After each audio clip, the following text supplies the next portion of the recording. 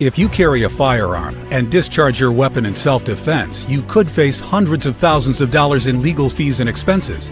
So carry the protection of CCW Safe, Self-Defense Legal Services membership.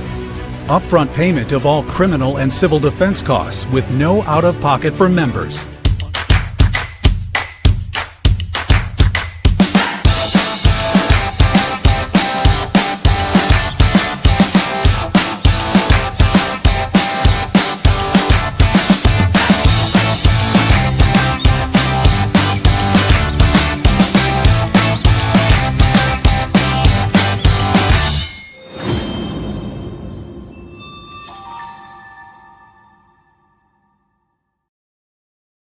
Imagine this scenario.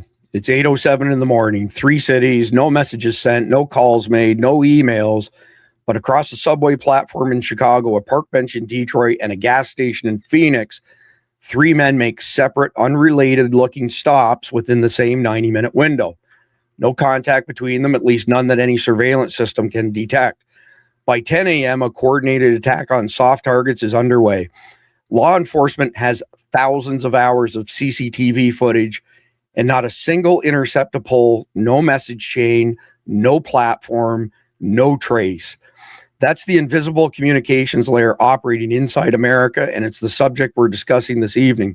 The question is whether we understand the threat before the next attack proves we don't. The Iranian proxy warfare network is the primary engine driving what we're tracking tonight. Iran has built a layered, redundant, covert communications architecture over decades, one that does not rely on a single platform, a single app, or a single channel to survive. We saw it in March when the feds intercepted a shortwave numbers-only transmission believed to be an activation signal sent to prepositioned sleeper cells across multiple countries.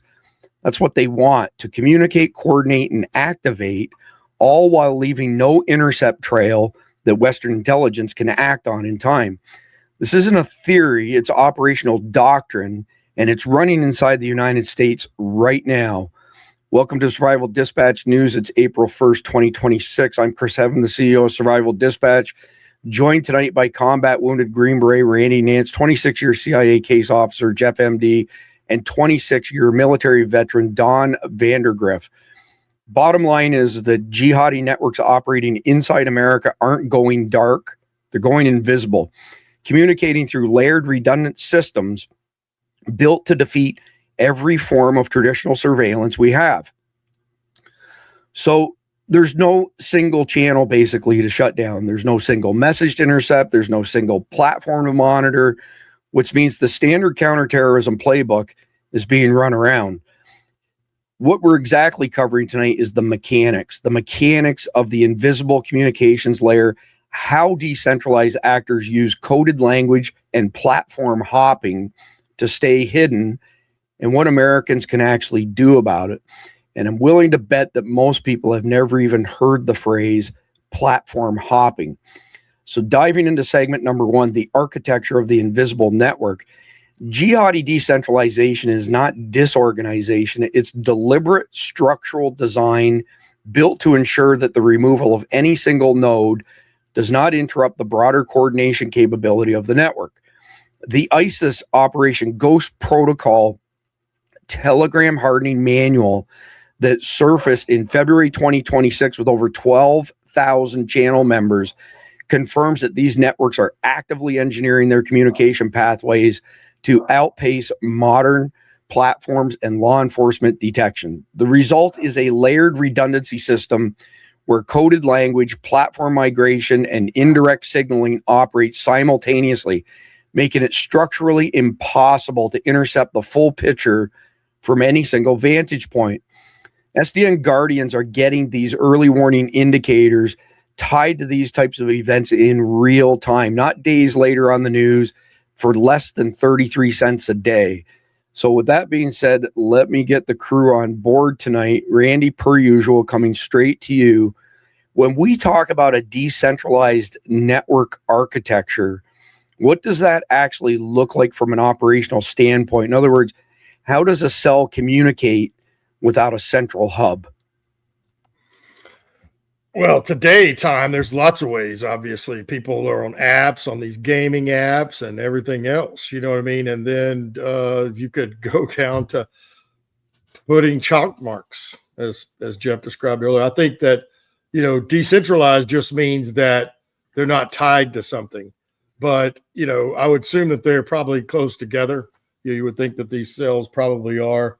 And there are plenty of ways electronically, again, with the apps, including these gaming apps, that apparently not only they're using to communicate, but they're also recruiting kids in those forums. So, I mean, Roblox in particular, right? Yes. So we introduced this new the new opening to the podcast a week ago, and I'm still screwing it up. I meant to say Jeff and not Randy. So maybe tomorrow night after. I was wondering.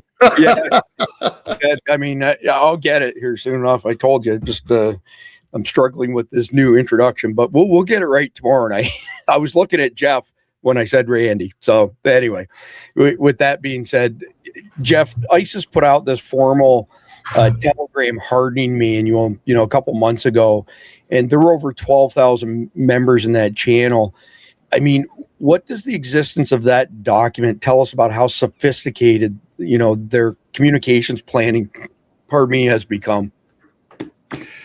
Well, it's always been pretty good. We've just didn't necessarily know about it before. They're putting out a manual. Well, that's not always a good thing, because when you're in the military and you want if you can get a manual to your opponent's, radio system, that's a big score. You know how it works, you know how they use it. But they've always been pretty sophisticated. You look at 9/11, those guys were over here training, they had logistical support, they had good comms, and nobody intercepted anything until it was too late. So, the fact they're codifying it now maybe means they've settled on one that they're comfortable with. But I think before they used multiple different methods. Yeah, your video's freezing, I think, from the resolution change again, Jeff. And no, let me try and fix it then.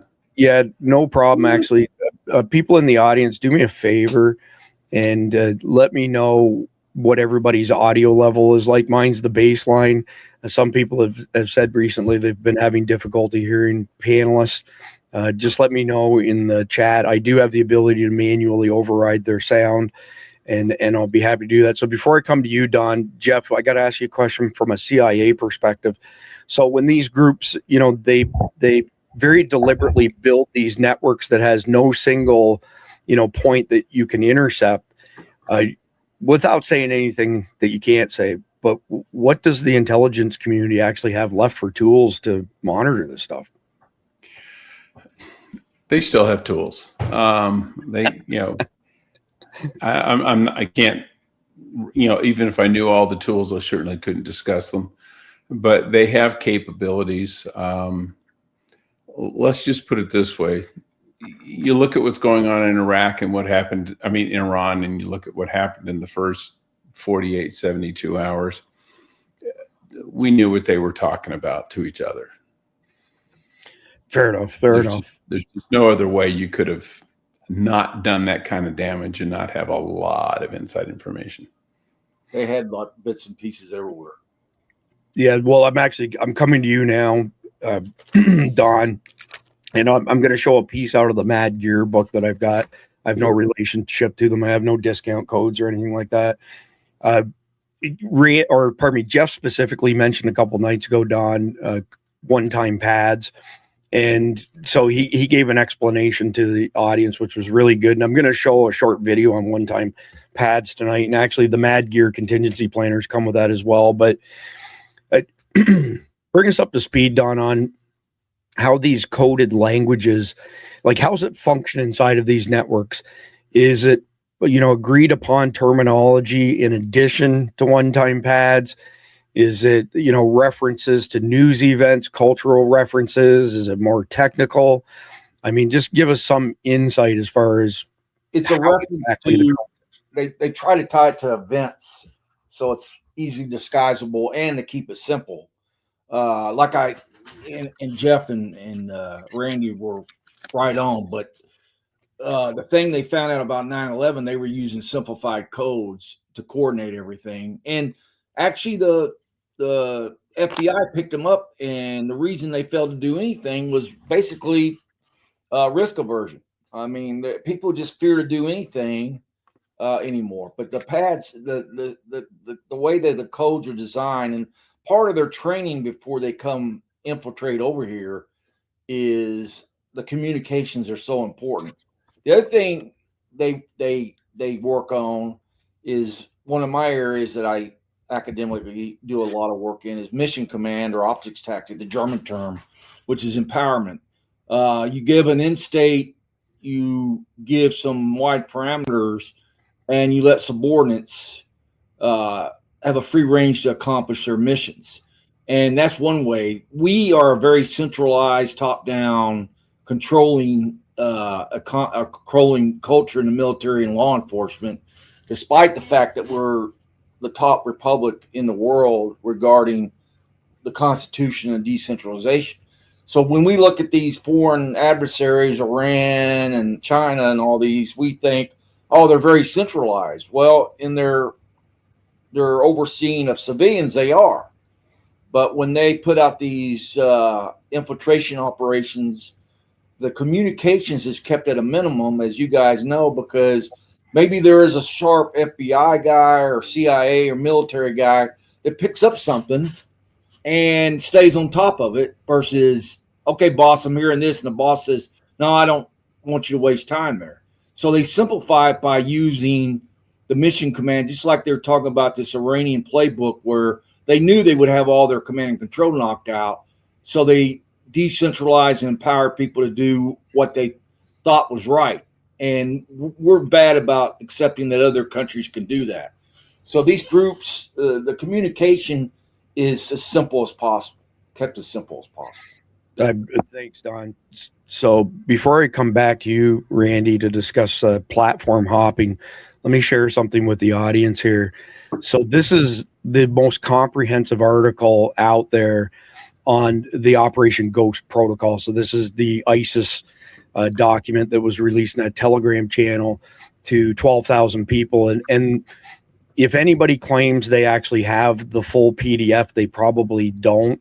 It's been kept under lock and key with the exception of people, like analysts. And this is a long article. I'll copy and paste the URL to the live chat in just a minute, but let me give you a quick summary of this. So this article, examines this pro-ISIS Operation Ghost protocol, and it was in it's called the 2026 Telegram Hardening Manual, and it was posted on February 11th this year.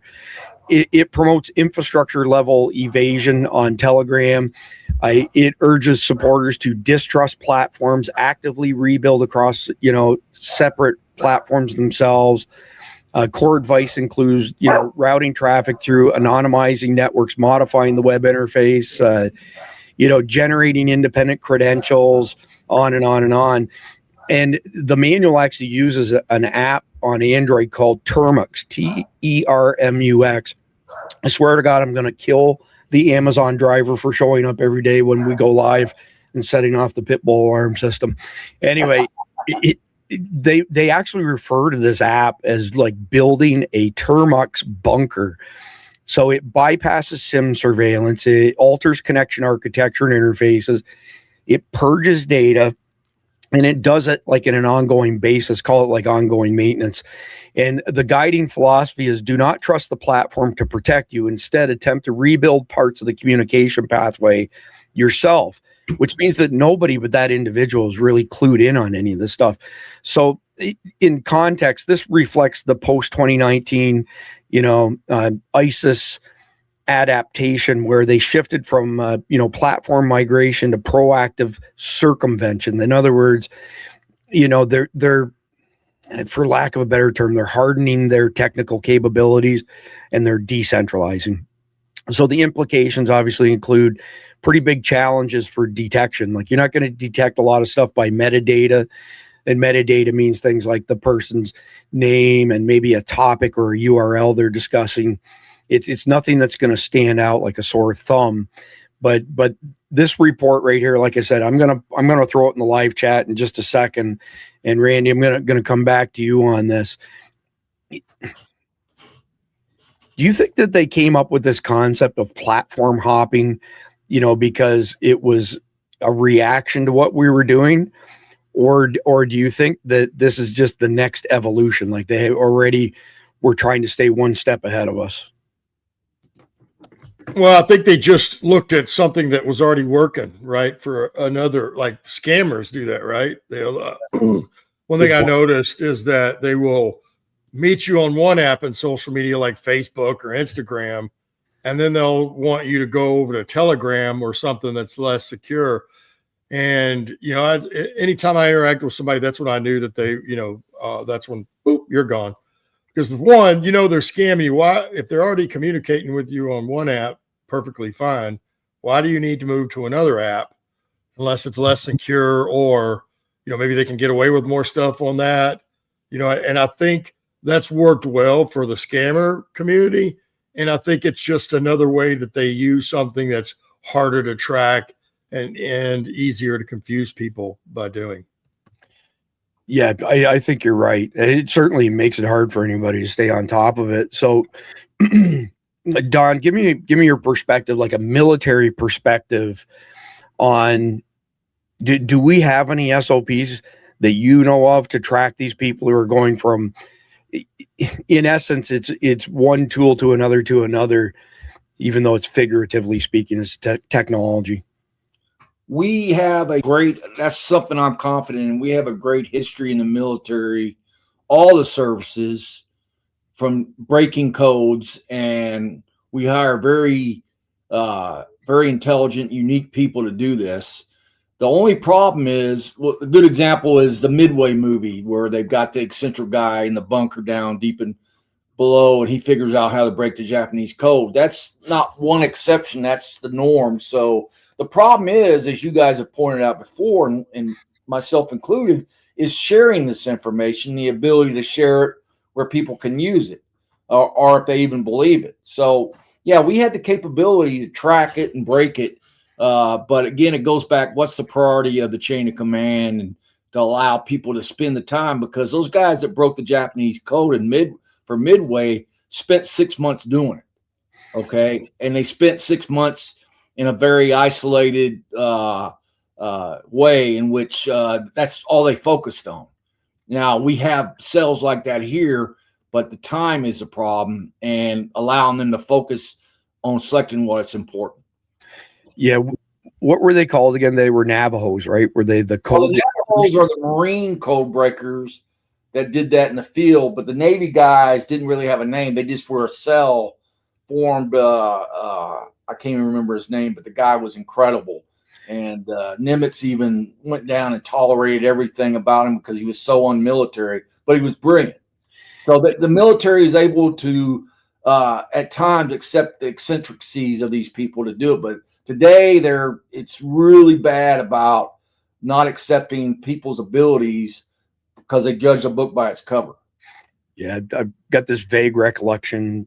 Jeff, do you remember? Wasn't it a Navajo tribe, and they called them the Code Walkers or something like that? They were the Navajo Code Talkers. Code Talkers. They were used by the Marine Corps in World War II when they were doing the island hopping campaign. And what they would do is they would literally just talk to each other in Navajo, because nobody can just learn Navajo. I think there's only been one non-Navajo ever to become fluent Navajo, and he grew up on the reservation.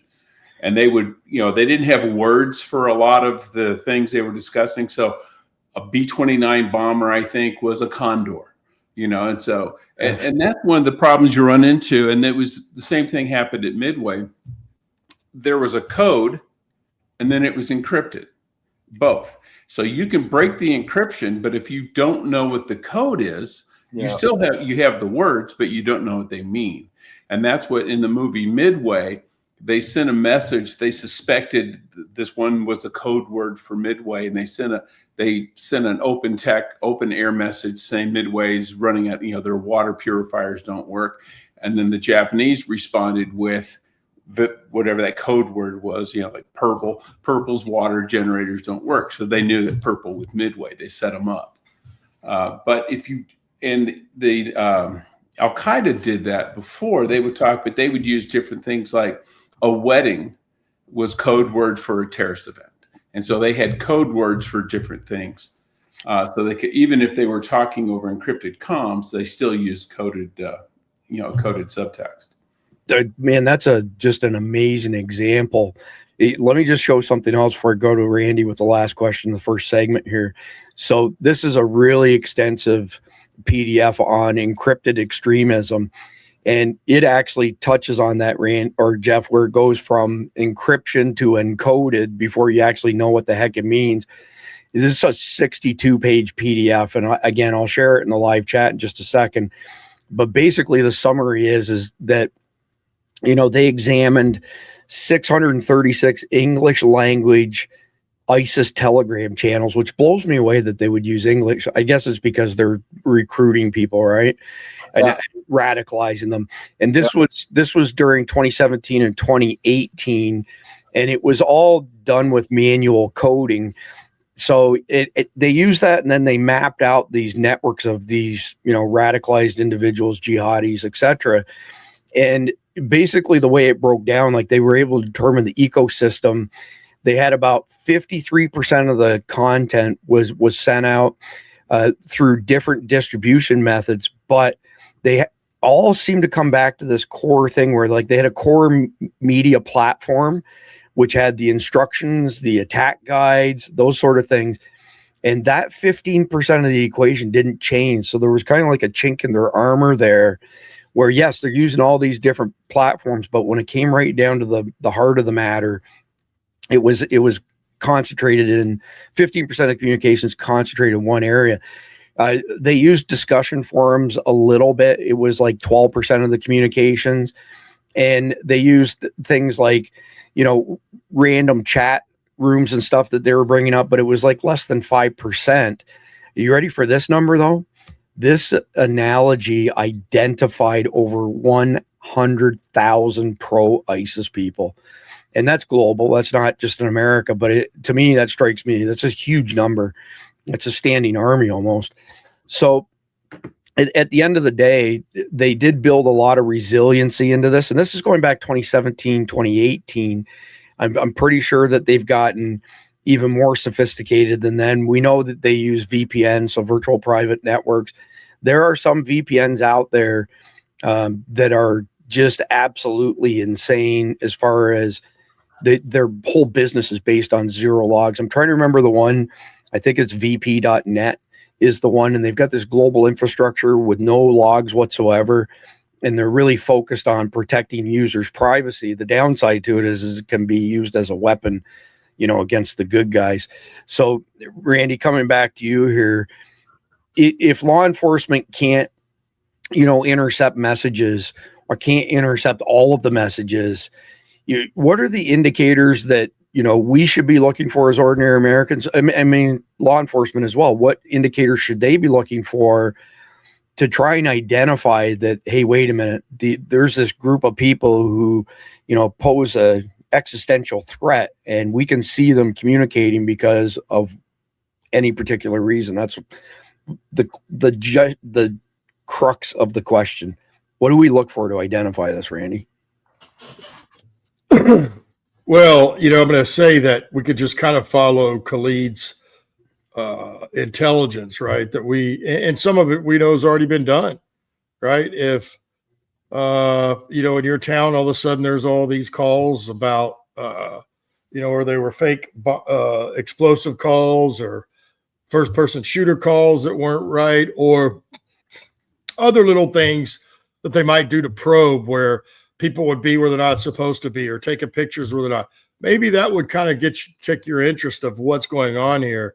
But otherwise, what you're talking about, and how's law enforcement going to know? I don't know how sophisticated law enforcement is on that right now. But as you already mentioned, if they're using code and it's encrypted, even if they intercept the message, are they going to be able to read or understand what that is? Or are they going to be able to, if it's encrypted, will they be able to break the encryption? And now once they break the encryption, if they're speaking in code, will they break the code? And then how much time does all that take? I don't know, just call it for what it is. We've talked about it for a couple of years now, and certainly over the last year, of how much money has been cut from the budget for law enforcement. So I kind of doubt they have anything really prepared to do this sort of thing in the way that we're talking about. Now, I don't know, maybe if something is brought to their attention that's credible and they think is credible, because as you know, you can call in some of this stuff if people already said, or they could talk to their local law enforcement or the local sheriffs, and they're like, yeah, I haven't heard anything like that. So the other part is then getting law enforcement interested enough to follow up on it. That would be the bigger trick. But again, it still comes down to, it doesn't matter if they intercept that message. If they can't break the encryption, if it's encrypted, and then if it's coded, break the code, it doesn't matter. Let me ask you a question. And you can't see it, but there's a black pit bull attacking me here, and you can't see it. It's the black bat. You know what to pull out, right? Yeah. There's one surefire method. He doesn't like the Amazon guy. Let me ask all three of you a quick question. I'll start with you, Randy. On a scale of 1 to 10, just how difficult is it to find the signals, decrypt the signals, decode the signals, and actually make it make sense, with 10 being the hardest? Dude, even in special operations, you have your own little element that does that. That's how hard it is. Incredible. Jeff, scale of 1 to 10, how hard is this? I would give it a 7 or 8, because there's other things you can do even if you don't break the encryption or the code. If you can do link analysis to see where the message originated from, where it's going to. If someone accesses the message, there's an electronic trail of that. You may not know who they are necessarily, where the message or what the message said, but you can put together the spider web of the group. And then if you identify one, all the other pieces will eventually fall in place. So, and to be honest, AI is great at things like this, because it's just crunching the numbers. The other night I talked about when the Russians reused one-time pads, and we were able to decrypt that, and it took years to do it. And they had women that were just dedicated to doing that, and they got the intelligence medal for their efforts. Now, a lot of that can be done with AI. NSA moved to do it with supercomputers. Now you take a supercomputer and you put AI on it. You've got a whole new capability. I'm sure they're not telling us 1/10 of what they're capable of. Yeah, that makes sense. Those supercomputers were our supercomputers, by the way, from some systems. So we sold these things called E15Ks. It was you guys did, Cray did. Yeah, there were just a handful of companies, and the national labs a lot of times built their own, because we moved to supercomputers when we signed the test ban treaty, because we couldn't test our nuclear weapons anymore. So what they did is they simulated them on supercomputers that were capable of freaking petaflops of computing power, and so they could basically tell how the warhead was going to explode without exploding it. Yeah, those E15Ks that we sold, they were the size of large refrigerators. And if you loaded them up with 104 CPUs and everything else, all the other resources, they could top $20 million a piece. And one of the big things they were used for was human genome research, where they did exactly what you just said. All they did was crunch numbers and nothing else. It's incredible. And NSA probably buys them by the gross. They did. We sold them a bunch of them for Project Echelon, which was based out of San Francisco, which was the first major attempt to capture internet traffic. Echelon, Carnivore. Yep. Carnivore followed shortly thereafter. Yeah, Carnivore was all the emails. Exactly. Don, scale of 1 to 10, how hard is this? 7, getting easier. I mean, I jump on back of what Jeff says, and you just talked about AI is absolutely going to evolve incredibly fast. How we think, how we intercept, how we code, and then how we make decisions for even war. It's just a fact of the future. So I would say 7+ is going to get easier, but at the same time, our opponents are going to use AI to encrypt things even further. So it's always a give and take. Yeah, it's the typical, call it hacker white hat routine of it's you react, they act, we react, they act, we react. Somebody asked how many local PDs have supercomputers. I would guess none. Archangel. Yeah, no law enforcement agencies have supercomputers. I mean, these things are extremely complex, and the people who run them are, at the top of the food chain in the tech industry. But NSA has a ton of them. Department of War has a ton of them. And I doubt that it goes too much further than that. Like CIA, FBI can go to the NSA to get the information. It doesn't make sense. Go ahead. FBI ran Carnivore, so that was their program. That's right. Yep. And CIA has similar type programs pointed overseas. Yeah. So the distinction would be there's that Carnivore and, monitoring emails is a small sliver compared to what Project Echelon did. And Project Echelon now is out across the world, and it literally captures every single packet that traverses the internet. So the volume of information is beyond comprehension. So let's get into segment number 2, the Iran shortwave activation signal, and what it proves or at least alludes to. So we've spoken about this in early March this year. U.S. intelligence, NSA in particular, intercepted and encrypted. It wasn't encrypted, encoded shortwave transmission believed to be of Iranian origin. There was a couple of them, right? Like this was across multiple countries following us killing multiple, supreme leaders in Iran. And there was an alert sent by the NSA to the FBI. The FBI released it to the public, but every single person I've spoken to who touches the JTTF has said that not one word was said as far as the fusion centers taking that information and distributing it to local agencies. So we definitely have a communication breakdown that's happening there. But at the end of the day, that communication, which was somebody speaking in Farsi, and it was all numbers, would be kind of like what a one-time pad is, which I'm going to show in just a second. And it started out in a weird spot of what's called the 40-meter wavelength. So it was at 79 or 7.910 megahertz. And then it moved to, I think it was 7.832 megahertz. The first one was coming out of Milan, Italy. The second one was actually coming out of Iran. And my understanding is that those particular slices of the 40-meter wavelength have traditionally been used by militaries, including World War II, the Korean War, to distribute information, to their assets around the world. And here's the thing: like if the people transmitting it have a beast of an antenna and a beast of a transmitter, meaning like it's a gazillion watts of output power, you can get simple things like a Texan radio like this. So I would say that Texan is probably like the preeminent leader on shortwave radio receivers. These are not for transmitting, but if any signal's strong enough to reach you, you're going to pick it up on a Texan. Now, this is the one that's just under $100. And to be honest with you, you can spend $500-600 on Texans.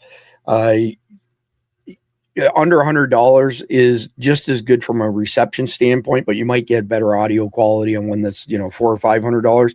I personally don't see the value for someone like me investing in it, but I use this sucker all the time. I actually use it to make sure that when we're changing to different protocols amongst our mag, that it's actually going somewhere before I say to somebody, hey, did you get the message, sort of thing. And I've got a video coming up that includes these guys and amongst other products out there in that space, and Bearcat scanners. There's one sitting over here. Which, speaking of which, let me throw this out there. I'm going to come to all of you with a question in just a second. I'm going to preface it right now by saying there are digital scanners for scanning police communications. They're called P25 trunks typically, but also other emergency services. And most agencies across the country have gone away from analog to digital, but there's still a lot of analog stuff out there. And a lot of the analog stuff is used by air traffic control. So I put a 25-foot antenna outside my office that's dedicated to an analog unit and Bearcat scanner. And I started listening to the municipal airport in the little town that we live in, and I was flabbergasted because at least bare minimum 50% of the communications from pilots were either Arabic, Hindu, or some other, foreign language. It sent chills down my spine the first time I heard it. I actually recorded a video of it, like it's right beside me here, and sent it to a couple people who are more knowledgeable when it comes to air traffic. And I said, WTF, what's the deal here? And I want to hear all three of you weigh in on that in just a second. But back to the segment 2 here. This is like this invisible communications layer that we're talking about. And it was visible, for that instant that this encoded message was sent out, but nobody responded to it, which is by design. If nobody responds to it, you don't know who received it, who decoded it, or anything along those lines. But it proves the doctrine that's in those PDFs that I share with you all, is that if the internet's going to be watched, well, we'll go analog. And they do that. They go to OTA, over the air, and they hop frequencies from one channel or one frequency to another. And it's almost impossible to monitor all of this stuff. You can monitor a lot of it. The NSA probably catches most of it. But at the end of the day, it's a thing. So I want to show you guys a video on a one-time pad. And before I do that, let me show you a piece of paper. So the Mad Gear contingency planner has this type of sheet in it. And you can buy multiple sheets. Like I've got envelopes full of them here. And you can see basically how this is encoded. Like each number represents an individual character, and it can get a lot more complicated than that. But just like this broadcast that came out of Milan and then Iran itself, this is basically the type of technology it was using as far as the encoding aspects concerned. So let me pull this up quickly for everybody here, and it's very short. I'll play about, I don't know, a little under a minute of it or so.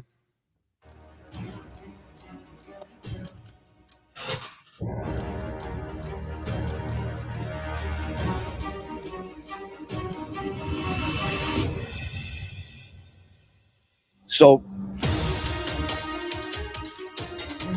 just to explain this, so the word that they're trying to send is Enigma, okay?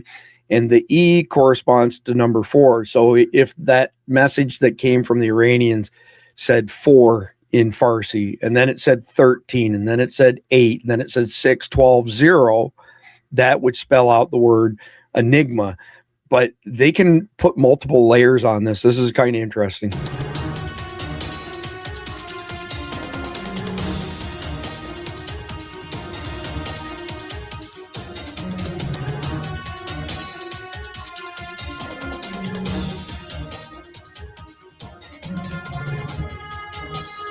So check this out. What they did is they added another layer on top of the first layer. So they come up with a keyword, and in this instance, it's keyword. So you can see the numbers 10, 4, 24, 22, 14, 17. But when you add the two of them together, the first pass, 4, plus this keyword being decoded, the number's actually 14. It's no longer number 4 or number 10. And here's what comes out of that.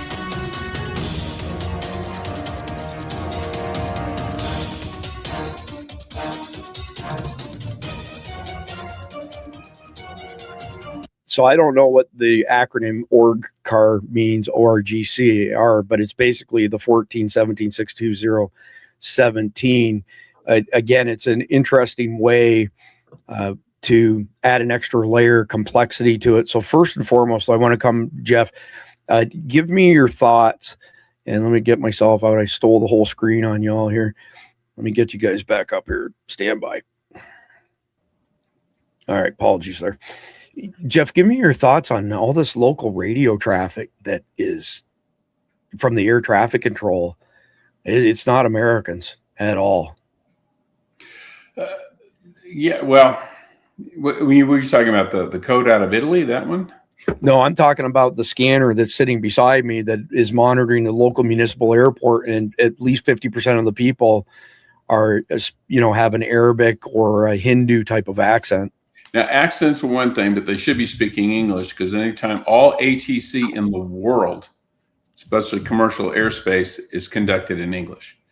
That's why if you have an international pilot, I don't care what country he's from, he or she should speak English, because if you're flying into France, air traffic control speaks English. If you're flying into Germany, they speak English. If you're flying into Canada, they speak English. It's probably because we developed the international air traffic system, and we invented the airplane, so we got to pick the language. But that just means that somebody is flying and they may be, they may have an accent. They may be from somewhere else. That could be an Air India pilot. Now he's speaking English, but he's Indian, so he's gonna have an Indian accent. Or if he's from Pakistan or Bangladesh, so those may be international flights coming in, and the guys are speaking English, but in the accents from their country. So that's partially applicable for sure, where you've got a pilot and I'm listening to it, and then they're speaking broken English. I've also heard other comms where the pilot is speaking a foreign language like Arabic to somebody else in the cockpit, and then they speak the broken English. I'm telling you, it's unsettling, because Embry-Riddle's not too far from us, and that's where a bunch of the 9/11 guys were trained. But if you have an Air Emirates flight coming in and you've got an Emirati pilot and an Emirati co-pilot, I can guarantee you when they're not speaking to air traffic control, they're going to be talking to each other in Arabic, because that's their native language. And they may have just left their mics on. Key point, this is a municipal airport. This is not international. They can still be, if Embry-Riddle's there, they might be, because those guys got to get trained somewhere. And Embry-Riddle is one of the leading trainers in the world for pilots. Embry-Riddle is beside Daytona Airport, as you know. We don't live in Daytona. This is a small municipal airport, and the number of people speaking Arabic and Hindu is freaked me out a little bit, just because this is not like an international hub or anything like that. Don, let me come to you. Like, what are your thoughts on just that observation of a small municipal airport, and there's a whole bunch of Arabic, Hindu, and other languages that aren't ours? Oh, the key is what you said about Embry-Riddle being right there. There's some kind of connection, because what Jeff said, we control the international flight control because we came up with the whole system, and it's required English. So pilots, from regardless of where if they're going to go into any major airport, they're going to speak their own language, and they're going to speak English as well. But my hunch is, I see your concern. I would probably have it too. If I listen to it constantly, how often do you listen to it? So I have it running most of the day beside me. It's pretty constant. It's not this is not international traffic though. This is a small municipal airport that is covered up in all these pilots who. English is not their primary language. It's just kind of spooky. Like it's kind of like when Randy hears, the call to prayer, the Islamic call. It makes a hair stand up in the back of his neck because of his experiences. It makes the hair stand up in the back of my neck. Let me get just real quick. There's also another reason for that could be if they're shooting approaches or doing touch and goes, things like that. Yeah. They may be using smaller airports, smaller municipal airports, because they've got the time, they've got the runway, and they don't have the traffic. So I remember when my dad was a pilot, when he got his pilot's license, he was in the process, he would go out and he would just shoot touch and goes all the time just to get used to landing the airplane. And you do it in good weather, and then you try and do it in rainy weather just to get used to it. But you pick a lightly used airport because you've got more access to it. If you're trying to do it at a busy airport, they won't let you because, their pattern's full. They got other planes coming in. They don't have time to dick around with a student pilot. But the local airport, half the time, their tower's not even, it's not even manned. You turn on the lights, the runway lights, by clicking your receiver 3 times. Yeah. So this one, there's 2 air traffic controllers, at least while they're open. Somebody said, can you see them? No, I can't see them. This is with a Uniden Bearcat analog scanner, trying to get it in picture here. And this coax runs out to a 25-foot antenna. I can tell you that with the stock antenna on this scanner, I couldn't hear anything. And then I hooked it up to the external antenna, and it was maybe 10 feet high or so, and I could hear it was really noisy. As soon as I raised it up to 25 feet, it's clear as a bell. Like it sounds like a digital signal, even though it's not, and it's analog. Randy, I just want to get your thoughts. Small municipal airports in America, all kinds of, Arabic and Hindu going on. At least 50% of the traffic, it's not English, Randy. Well, I would, me, that raises some concern in my book as well. But I would say, so how long have you listened to air traffic control? Has it been 1 year, 2 years, 3 years, 10 years? When did this change? Those would be the kind of questions that I would ask. And then also, because I know you're right there by Daytona, but man, Orlando is not very far. Then you're certain that none of this traffic is for the other airports, because they're calling signs and stuff, I would assume, right? Yeah, it's 100% our local municipal airport. And I'm pretty sure last time I looked, I think Daytona is probably digital as well as Orlando. That scanner is just straight up analog. It's not. Yeah. I have a digital scanner that's. I see what you're saying now. I got you. Yeah, man, that would be to me. It would be. You know what I mean? Because it doesn't seem like that would be normal. Certainly in most places of the United States. Florida's a little different, but still, I would kind of want to know what's going on. That's for sure. So, question from James: how many lightning rods do you have? So it's pretty funny that you say that. I'll take a picture in a second. So I actually have a ground bus beside me, and that ground bus grounds a bunch of stuff here on my desk, and it goes outside to an 8-foot ground rod. And then most of my antennas, I use 5 or 6 of them on a regular basis. I leave them set up. They all have 8-foot ground rods directly at each antenna as well, so that they don't get smoked by lightning or anything else. So with that being said, let's get into some of the questions here. And I'm going to come to you first, Don. Okay. So, this type of number station, getting back to the stuff like the one-time pad stuff where it's encoded, this is like Cold War era technology. This is not, cutting edge 2026 technology. I like to know your thoughts. Like, why do you think the Iranian proxy network would go back to this method? And what does it say as far as their, operational security thinking, for lack of a better term? What's it reveal as far as their thinking is concerned on? Well, I like the acronym from the time I was a cadet, keep it simple, stupid. Because when you're operating in another person's country, you've got enough to worry about. And they're also likely, if they've had the right training, they're also likely to told only in case of emergency, and they would list those in the training. Do you use that? I was fascinated by when you showed that demonstration, because it reminded me of stuff that we used to work on when I was a cadet in the early 80s, and stuff I've studied in military history. Was fascinating. But again, it goes back. Sometimes the simplest thing is overlooked because we live in a very complex world where AI is getting ready to take over everything. And that might be a way to go right underneath the radar using something that's good but simple. Yeah, I think you're right on the money there, just to kind of go underneath the radar.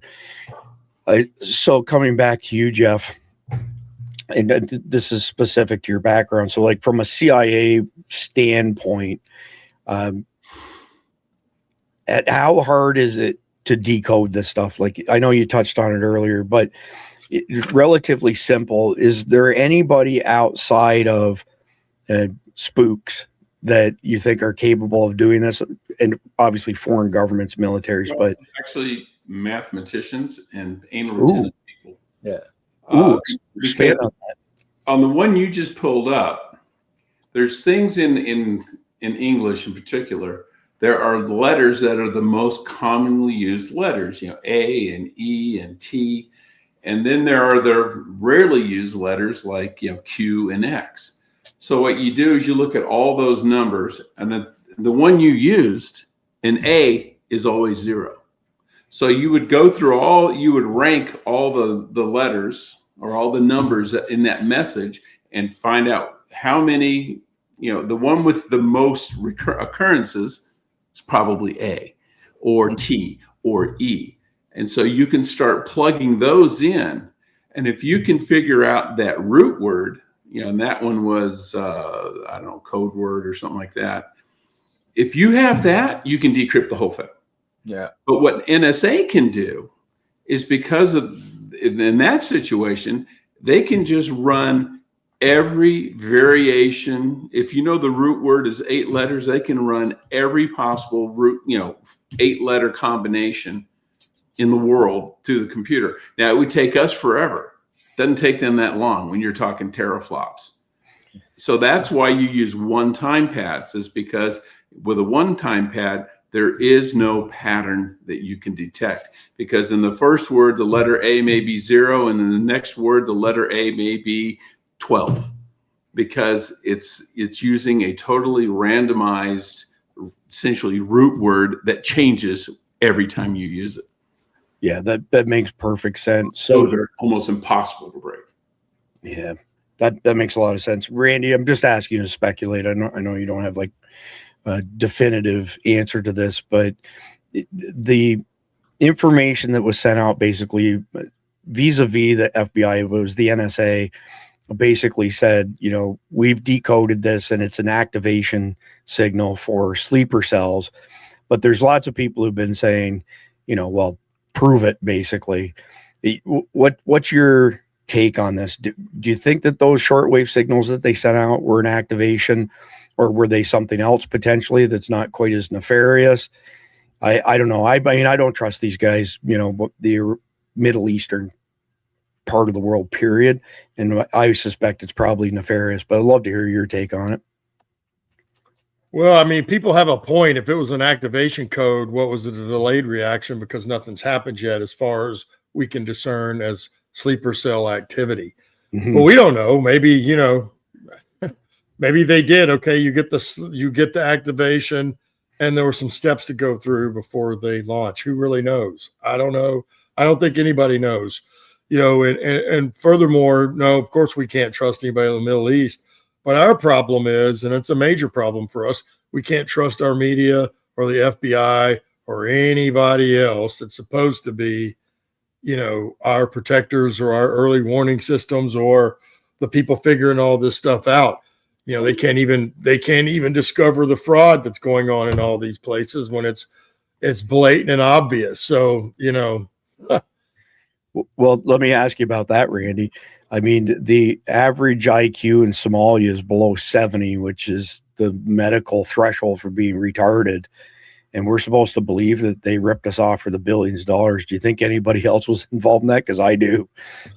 Well, of course they were. They were pocketing the money. Why do you think they didn't dime them out? I mean, and it's why it's loud, probably still continuing right now. They never even put a stop to it. And then, as we know, we haven't even finished uncovering what's going on in California. We know it's probably worse. It's probably all the states. I bet even Texas, we got some stuff going on here that we probably don't even realize. And that's the problem. Everybody's too busy stealing and taking to do anything about anybody else that is. Or even this, where, we know that there's known terrorists in this country, but nobody's doing anything about it. And to Jeff's point, and we've said it all along, we have no idea what these guys have developed and what kind of technology we actually have. And even with this AI stuff. So maybe when Trump said they know where they are, maybe he's right. And again, they're still not doing anything about it. But I also know that we tracked people. And again, it was another part of us. I didn't do it. There was another group of guys. But they tracked all the cell phone and all the electronic activity that was going on in Baghdad when I was there. Now, that was 23 years ago, so things have gotten better. And as they both my compadres mentioned that AI, we don't know how far that is, certainly the one that they're using as of right now, but we know the one that the public's using isn't quite there yet, but there's no doubt it will get there. Yeah. So let me just quickly show this before I come to you, Don. That's a ground bus there. So you can see above the choke that's there, which is that joint at the very back, basically, of where the bus is. You'll see a solid copper wire running off of that hard copper wire that goes out to a ground rod. And then everywhere that you see these red wires hooked up to the ground bus, they're therefore grounded through that ground rod. So fairly simple, but very effective. So let me just play the contrarian here to the people in the live chat who said, well, if it was an activation signal, why hasn't anything happened? Well, that's not the case. Yeah. So the Austin bar shooting happened 72 hours within 72 hours of getting that intercepted signal. So what do you make of that timing, Don? Because we've got 4, call it lone wolf attacks on America that started within 72 hours of the first signal being put out. Well, it's, again, you can find the signal out, and then you have to locate who it has gone to. And even at that point, all the things that law enforcement has to do to go in and bust these guys. And then they're all undermanned. And like we talked about last week with the SWAT teams being overwhelmed in Dallas metro area. Okay, you find this guy, you know he's likely a terror, and then you've got to allocate your resources to go after the guy. So, and then you've got a lot of other things going on because you're overwhelmed. So I understand exactly why it's hard. These things happen 72 hours later because the delayed action also helps the other side, because it forces us to continually look for other attackers, other cells. Yeah, you actually set Jeff up for the next one. So, Jeff, one of the key aspects of this whole Iran conflict, regardless of what side anybody falls on, is the economic disparity. So I think your video might be froze up again, Jeff. But what I'm basically getting at is, you take an FPV drone that, for all intents and purposes, costs pennies on the dollar, and we shoot it down with a missile that costs $4 million. There's this massive economic disparity. Yeah. So here's my question for you. Like, we have spent countless, money over the years, like probably many, many billions on this, surveillance apparatus. And here we are with the Iranians going back to, analog format. You just give me your thoughts on, they're winning on the dollars and cents. They may not be winning on the battlefield, but they're winning on the dollars and cents, and that's rough. Well, and that's what the Ukrainians were doing in Ukraine. They were using a $50 drone to drop a $5 mortar bomb on top of a $3 million tank. We're using $1 million Patriot missiles to shoot down $35,000 Shahed drones. And you can make those drones quickly and cheaply. You can make them a lot quicker than we can make Patriot missiles. And yeah, it's not economically feasible in the long run. So you've got, instead of dropping a $5,000 depth charge to take out a $1 billion submarine, it's almost like we're using a $1 billion depth charge to take out a $1,000 submarine. Yeah, they've got the economic side on their side, but what we've been doing, which is, we're trying to limit their ability to build them, destroy as many as we can find on the ground, and then take out the factories where they make them. But that over time is not going to be that feasible, because as we saw in World War II, the Germans were building V-2 rockets, the most sophisticated weapon system of World War II, short of the atomic bomb. And it was being made in mines by slave labor, and they were firing those things right up to the end of the war. So I don't want to violate Khalid's confidence, but he just finished his annual report, which typically goes out to government agencies. It's 98 pages long. I've read it, and there's actually a fair bit of information in there with regards to the Iranians and munitions that they have, as we've all seen in open source intel buried inside of mountains and stuff. But stay tuned for that, folks. It's quite a read. There's a lot of information that you're going to get out of Khalid's report that you won't find anywhere else.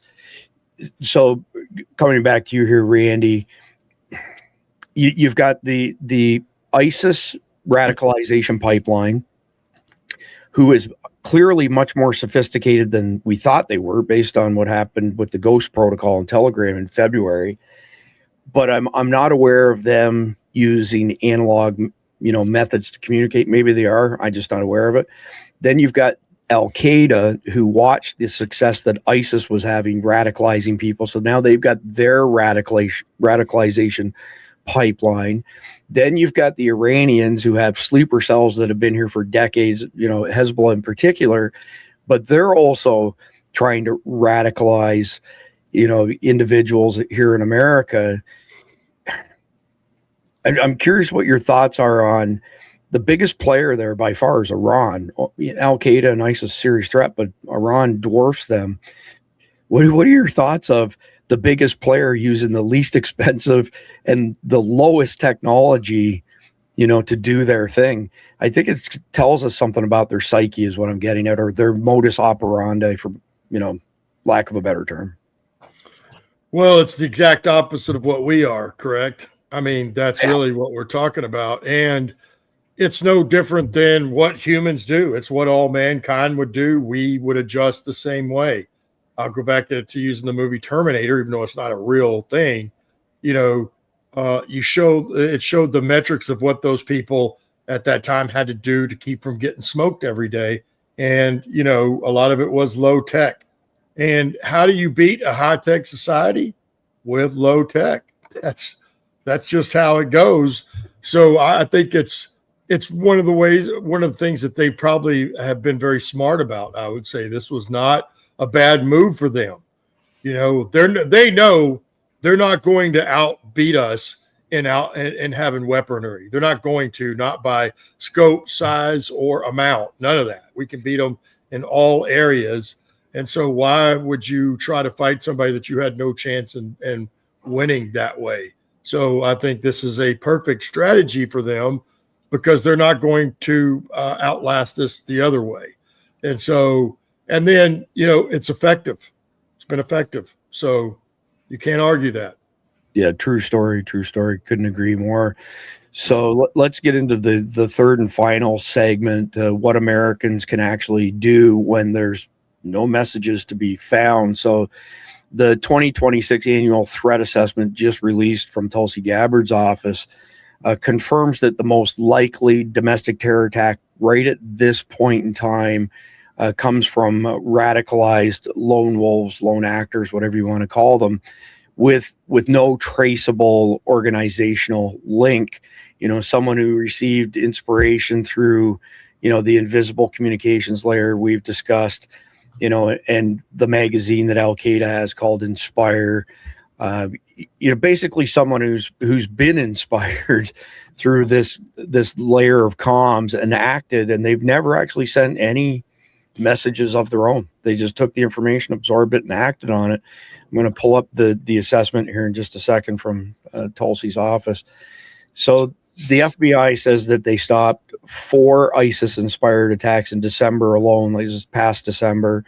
One was in California, one was in Texas, one was in North Carolina, and Pennsylvania, I think, was the 4th one. But in each of those cases, there was early detection that came from what's called HUMINT, HUMINT, so human intelligence. And it was behavioral indicators. It had nothing to do with technology platforms. It was all based on the behavior of those lone wolves, which means that you can draw from that situational awareness on the front line is significant. It's of value. And unfortunately, we have a society that's consumed by these weapons of mass distraction, and situational awareness isn't something that the majority of Americans have, because they've outsourced their security to law enforcement forever and a day now. But prepared Americans, especially ones that have some sort of community network put together, have alternate comms capability and a clear understanding of threat behavior patterns. They're not paranoid, right?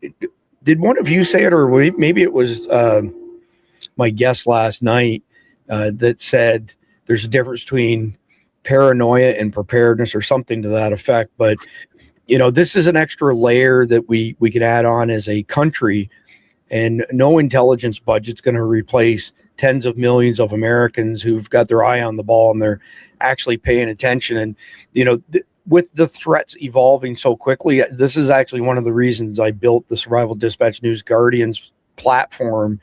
And our people get that on a daily basis from Khalid, from myself, from all kinds of other people in the community. It's less than 39 cents a day. Go to survivaldispatch.news, sign up. We'll be glad to bring you into the community. You get all of our stuff on Substack, blah, blah, blah. So with that being said, I want to bring up Tulsi Gabbard's report, and here it is. And it's big, okay? I'm trying to remember how many pages it is. It's not insignificant. Like you look at the sidebar there. It's at least 30, 40 pages if memory serves me right. So anyway, that's a lot of information. I'm clearly not going to read a PDF of that size to y'all. I will put a link in the live chat so that you guys can grab it if you want. There's another one here that's from this March. And then let me give you the summary on this. So this is an annual assessment. And again, it's from March. So basically, here's what it says: the threats that we're facing: border security and drugs. So cartels, surprise, surprise, and things like, fentanyl, heroin, meth, cocaine, blah, blah, blah, blah, blah. From September 2024, by the way, to September 25, it says in the report that drug seizures have declined by 56%. And I'm going to attribute that obviously to the border being nowhere near as porous, but these guys can still get stuff across the border. Let's not fool ourselves when it comes to that. And these are precursor chemicals, by the way. I just want to mention this for our community if you're not aware of it. These are precursor chemicals sent from China and India, to these cartels and Hezbollah in particular. And then they mix them up in their labs in Mexico and then bring them into America and kill a bunch of Americans. Then you've got these transnational, I hate the word transnational crime syndicates like Trenda Aragua, MS-13, bunch of Haitian gangs. I can't remember their names, but essentially they're the muscle on the ground, and they've all become very, very opportunistic. They'll work for whoever wants to pay them, and there's no loyalties there whatsoever. We got a massive drop in illegals coming into the country, of course. I don't know that'll last long because I foresee power in our political theater will swing back to the left soon enough. But then you got the terrorism piece, and a lot of this, and it's mentioned in this document, can be attributed to the Muslim Brotherhood. And it boggles my mind that we haven't made a blanket declaration of the Muslim Brotherhood being a terrorist organization, an FTO, foreign terrorist organization. And then below that, of course, you've got Al-Qaeda, you've got ISIS.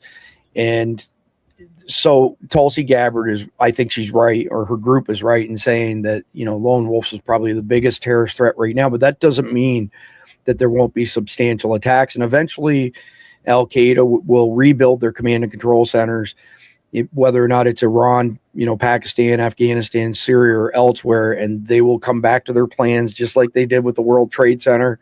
They didn't succeed in 1993, but they put another 8 years of work into it, and lo and behold. And, there's a lot of theories on 9/11. I'm not disagreeing with any theories that y'all have out there. Eventually, we will do a deep dive into that.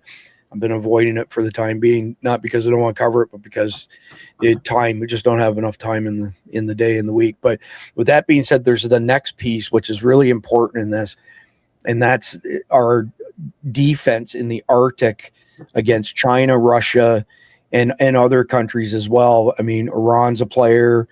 You've got a bunch of called enemy states out there that are named in this report.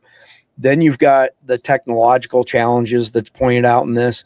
Warfare is being completely reshaped by drones, for example. And based on tonight's topic and what we're discussing, clearly intelligence analysis is now a moving target again. Nobody's rested on their laurels. Then you've got what, goes from supercomputer into quantum computing.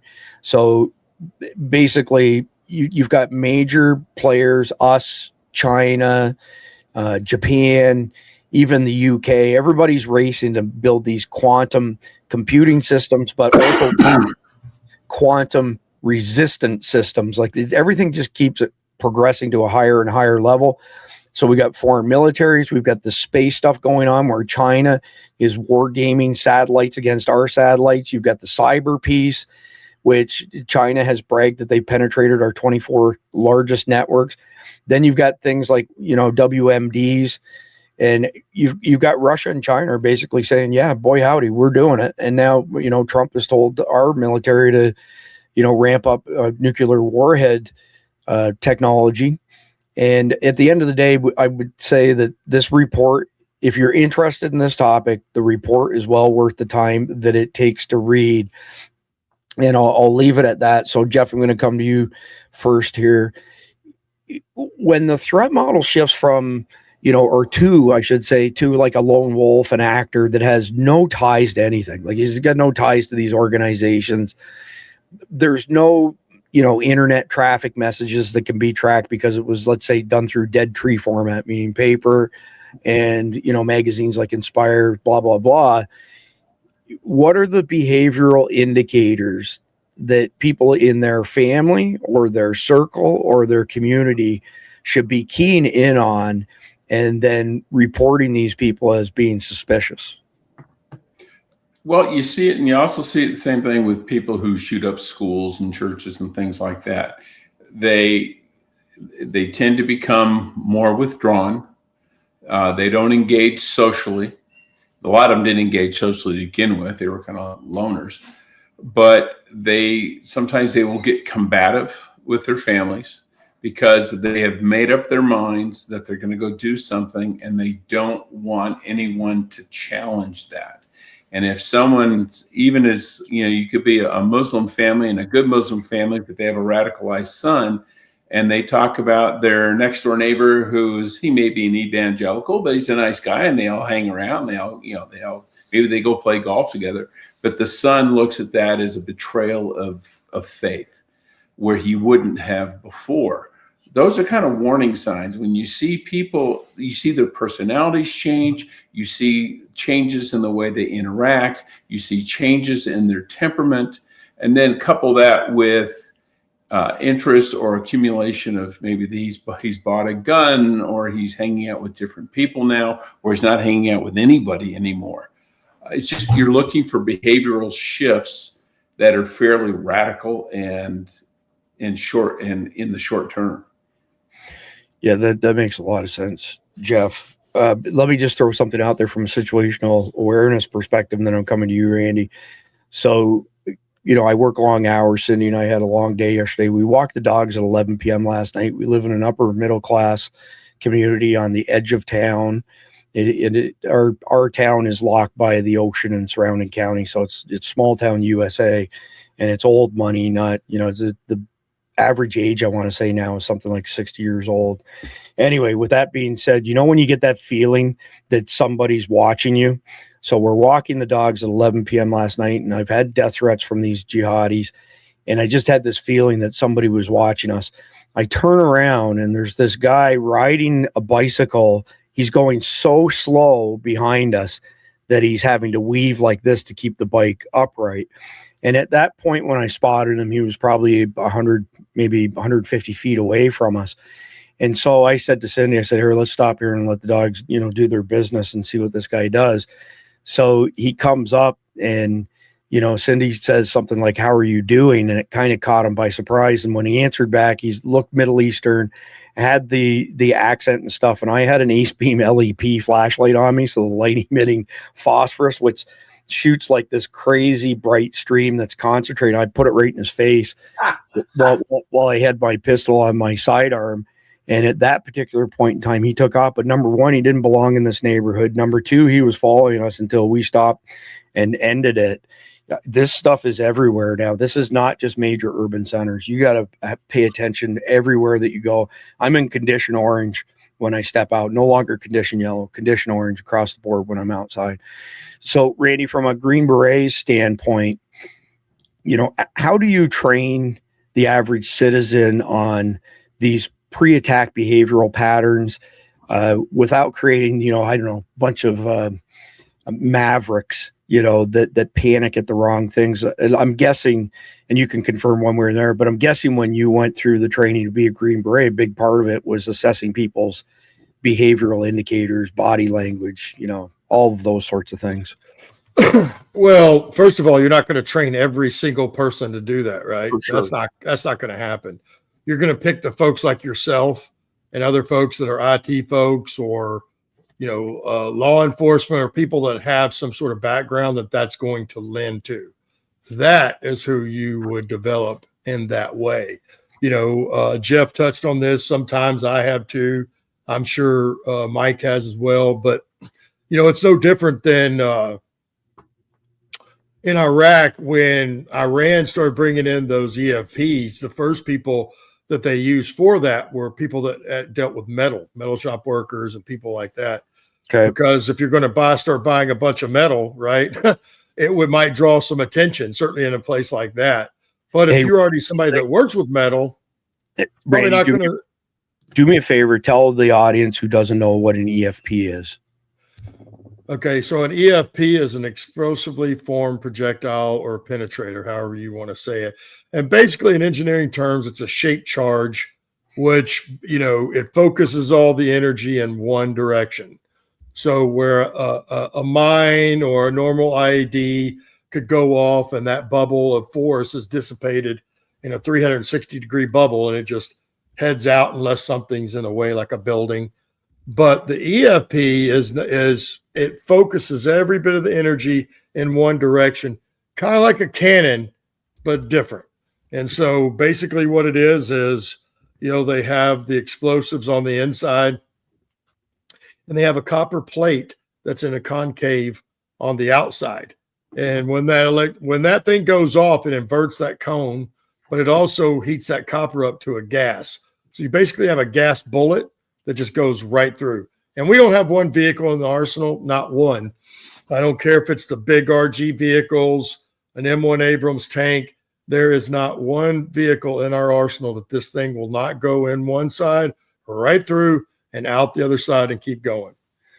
Randy, just out of curiosity, I mean, how sophisticated are EFPs? Like, is it something you have to be functioning at a high level to build, or is it something that, run of the mill people could do it? Well, I remember back in the day when we were doing all this and coming up on these folks, it occurred to me, and I said that to my team. I said, these EFPs are kind of like speed.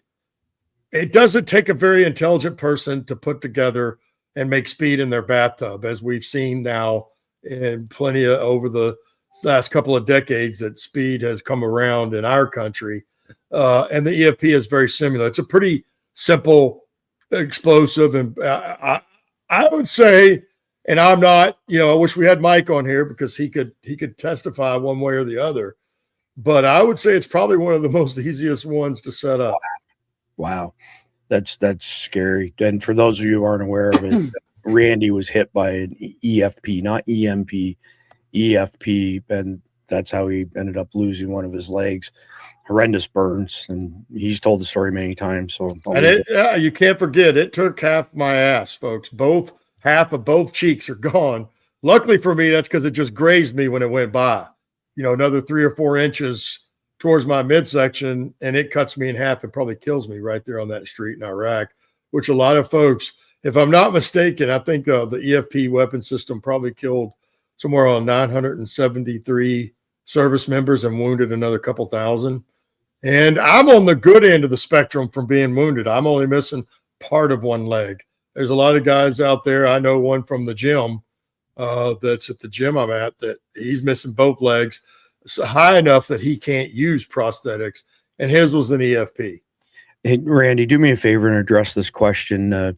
Butternut says, Randy, what happened to the men inside if they get hit, which is what happened to you, but what happened to the other people in that vehicle? Okay, so luckily mine, I was the only one. The interpreter that was in the other back seat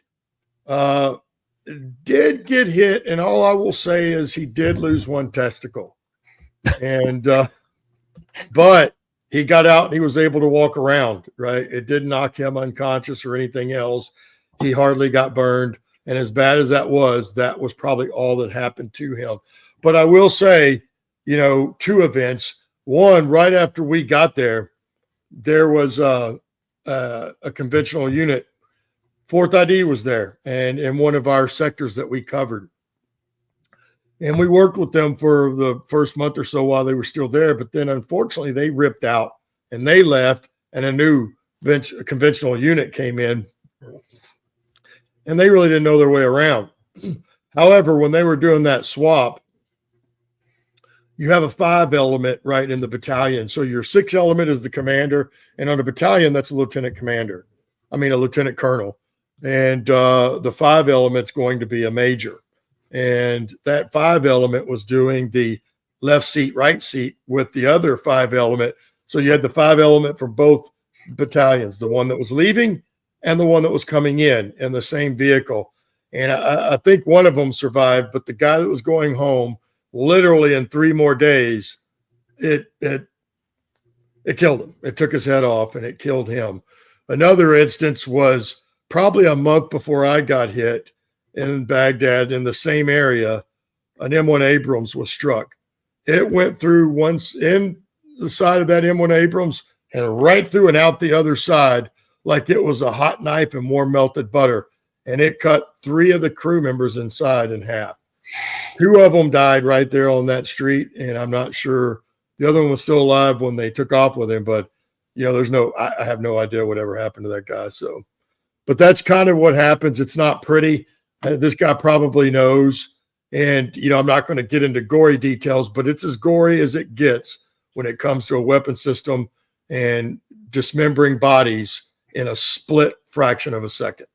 Yeah, but thanks for that, Randy. I mean, it's just hard to imagine having never been in that type of scenario. So coming to you, Don, the 4 supposed lone wolves that the FBI disrupted in that 1 month period there in December, that all came from signal intelligence, and none of it came from human reporting. At least that's what I've read. I mean, what does that tell us about the gap that we've got? You would think somebody would notice these people behaving out of turn, but if they did, nobody said anything. It's a pretty big gap, in my opinion. Well, again, it goes to the theme that in one of the big readings I wrote that book I sent you guys is cultural Marxism is destroyed, or has tried to destroy alpha males and the ability to critically think and the ability more so to have strength of character and do what's right. So when people made track, like again, back to 9/11, there was enough evidence to identify what these guys were getting ready to do. But the legal aspect has become so radically politicized, just like we've talked about before about the fraud in Minnesota. And I saw some of the chats on it about catching these people, what's going on. You have judges blocking or throwing out cases that the juries found the guy guilty because, again, these people, including judges, have been so radicalized. So there's a protective ring around these people as well. And people are, unless they have perfect, and even if they have perfect intelligence on a target, they're very hesitant because careers are so important to people today, the short term, that they're even hesitant to do something about it. So that's the big problem. So just a quick aside, and I haven't verified if this is the case. I assume it is, but I haven't looked into it deeply. That Tanya, Jeff, how do you pronounce her name? Tanya Chukin or whatever, the judge who Chukin. So I saw a report today that she's been permanently removed from the bench. So I'm not sure that's entirely true or not, but I didn't expect to see anybody held accountable. But maybe, who knows, maybe that's the beginning, right? Big move. Yeah. The next question I had in here, I'm going to address quickly by myself. And it was, should Americans be investing in off-grid comms capability right now? Shortwave HF, GMRS, amateur radio, blah, blah, blah, blah. So I published the first part of our 2026 SHTF comms videos and article last weekend. For the first week, it's only available as Survival Dispatch Guardians. That will become publicly available on Sunday. This weekend, We're shooting part 2, which covers everything from walkie-talkies to the Texan radios, the hand crank radios. And then the next one will be the mother of all of them, which will be shortwave HF, mobile, radios, base stations, big antennas, and communicating over vast expanses. I'm just going to leave it at this. The answer is yes. You should absolutely be investing in off-grid communications. Having a cell phone with an SOP on how you're going to connect to your, family during SHTF, is that a good idea? Yeah, sure. It's not an SHTF plan, though. If you have one device, you can't build an SHTF comms plan around one device. So with that being said, coming back to you, Don, what are your thoughts on like local faith communities, churches obviously play in building some kind of like social awareness, not situational awareness, but social awareness, where they have a bunch of like-minded individuals like we do in our neighborhood here, right? So we had a guy last week who looked like he was straight out of the Aryan Brotherhood, and Jeff and Randy have seen the picture. The guy, shaved head with tattoos all over it, very suspicious behavior. I sent it to one of our neighbors who's active duty law enforcement. We've got half a dozen of them, and within 24 hours, they were able to ID him as a guy working for a tree company, that was out on work release. But you got to pay attention, see something, say something. So with that being said, give me your thoughts, Don. Church communities, what role can they play in watching for this stuff and reporting it? One of the big reasons that Democrats want to eliminate religion is not just because they don't believe in Christ, and then they defend Islam, of course, and the reason they defend Islam here is churches form a place for people to gathering like-minded. And when you establish a social cohesion, the most powerful of the cohesion, or what's called an organizational culture, like the Marine Corps simplified, regardless of your specialty, is an organizational culture. And it goes to the smallest level, a local church, where people have a bond of trust, at least, which is the key. And they're willing to, hey, man, did you see this? Or they're talking about this. And then, like we've done here, is they go, what if this happens? I heard about this. What are we going to do? So people have a place to gather. But the big reason the Democrats want to break all this up, because it's been an American theme where churches and even bars are social gathering places. In Britain, there's a move by the leftist governments there in Britain to break up the pub series, because pubs have been a gathering place for Britons and Scotch and Welsh and Irish for centuries. And same with churches in Britain, like here. So they form a very good essential beginning. That's why I love that Warrior Church group that you signed me up for, because it's a good start to start forming groups that'll be able to react when things go to crap, and be able to at least provide people a place to coordinate and have a plan to do the right thing. So I'm going to go off script with a couple things here. I'm coming to each of you in order, Jeff and Randy, then Don, for your tips on situational awareness for people. But before that, somebody dropped a question here. How about e-bike because of the gas shortage? But that's interesting. So I did the first video I did on an e-bike was almost 5 years ago, and I suggested that it was a good tool to have during SHTF. And the keyboard commandos came out of the woodwork, told me I was an idiot, blah, blah, blah, blah, blah.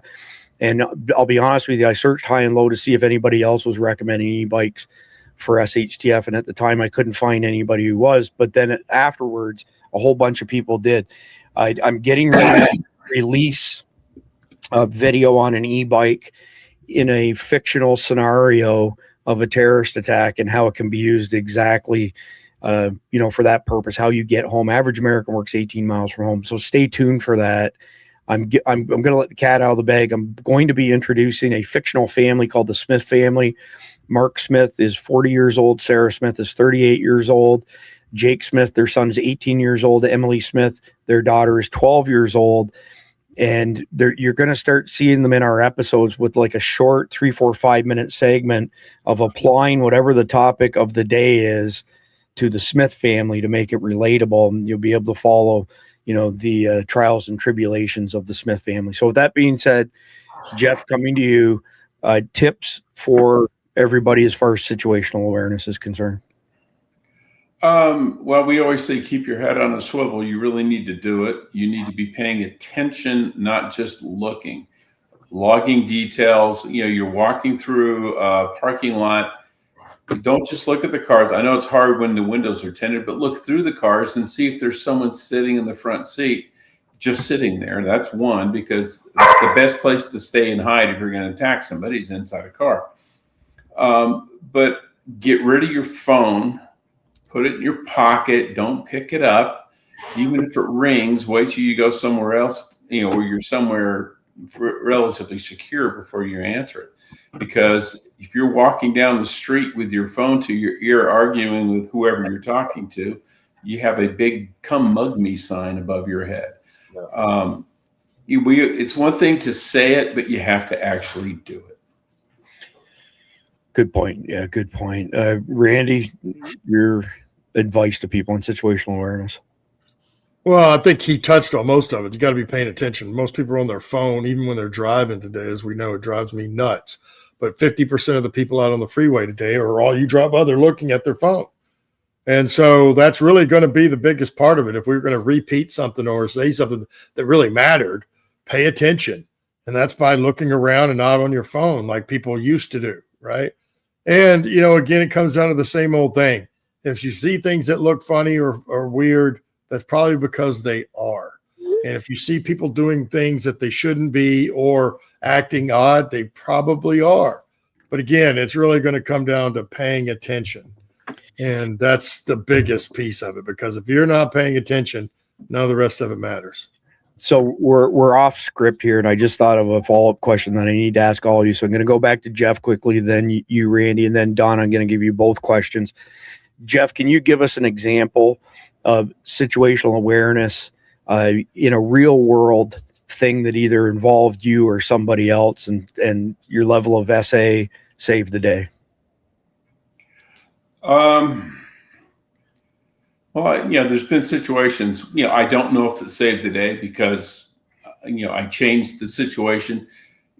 I was in Chicago. I was casing the city for an exercise. This was back in, 2008 probably. And the guy we were walking to the city, and the guy was with, "Hey, let's go this way." And I said, "Hey, let's not. That's Cabrini Green. That's one of the most notorious housing projects in Chicago." And he insisted on going into Cabrini Green anyway. And so we're walking down the street, and everybody's looking at us, two middle-aged white guys walking through this all-black neighborhood. And there was a group of young men up there on the right where we needed to go. And I said, "Yeah, let's cross the street. Let's go down this street." "Where does it go?" "Not there, anywhere but there." So we crossed the street, and we took another block and walked through. Do I think they were going to kill us? No. They maybe mugged us, probably. But afterwards, I told him, and I said, "That's the dumbest thing I've ever seen you do, because the only reason we're alive today probably is they thought we were undercover cops, because who else would be stupid enough to walk through Cabrini Green in the early evening?" But yeah, that's just looking ahead and saying, yeah, I don't want to be walking past those guys. A good example. Randy, your experience, an anecdotal example. I guess I missed what do you mean as far as an anecdotal example of where your situational awareness or somebody else's paid off? Oh, shoot. I can pivot to Don and come back to you if you want. Yeah, do that, because I haven't really put any thought into that. Yeah, no problem. So Don, advice on situational awareness, then an anecdotal example of it in action.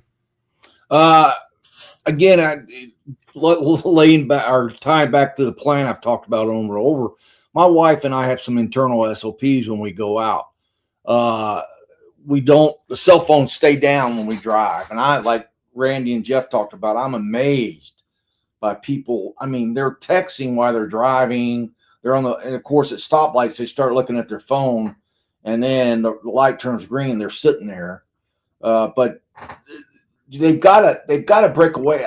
I took my stepson and his son, my grandson, to the Manassas Museum years ago, and it kind of ties to your second question. I said, "Okay, guys, let's sit on this bench," and we left our phones in the truck, my truck, because I wanted to teach him. And the grandson said, "I always have my phone, grandfather." Okay, Grandpa, I said, "Leave the phone and put it under the seat so no one can look in and try to steal it.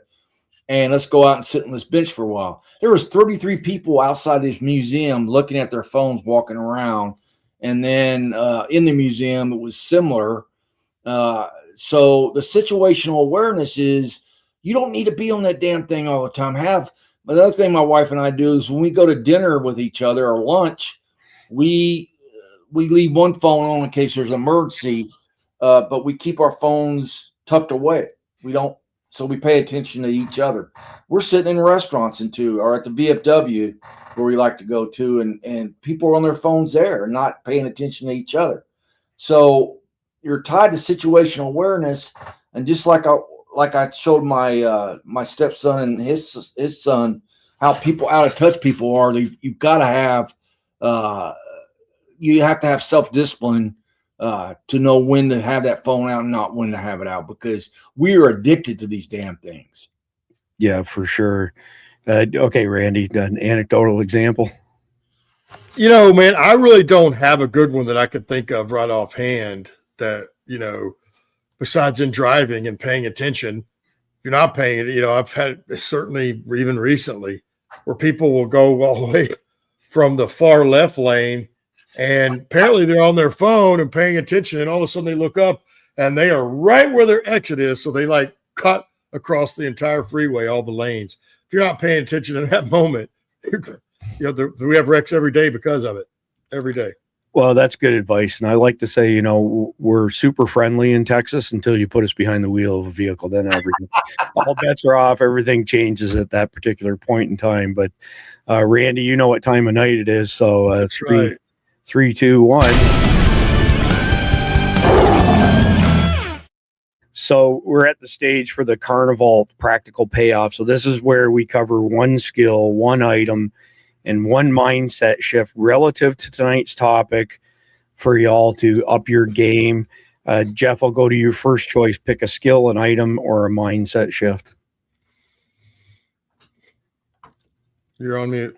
Before you said it, I turned it on. You did. I'm going to say, okay, I'm going to pick a skill, and I'm going to use one that's esoteric and most people don't really think about it. We get trained on it routinely as part of our job. It's called surveillance detection.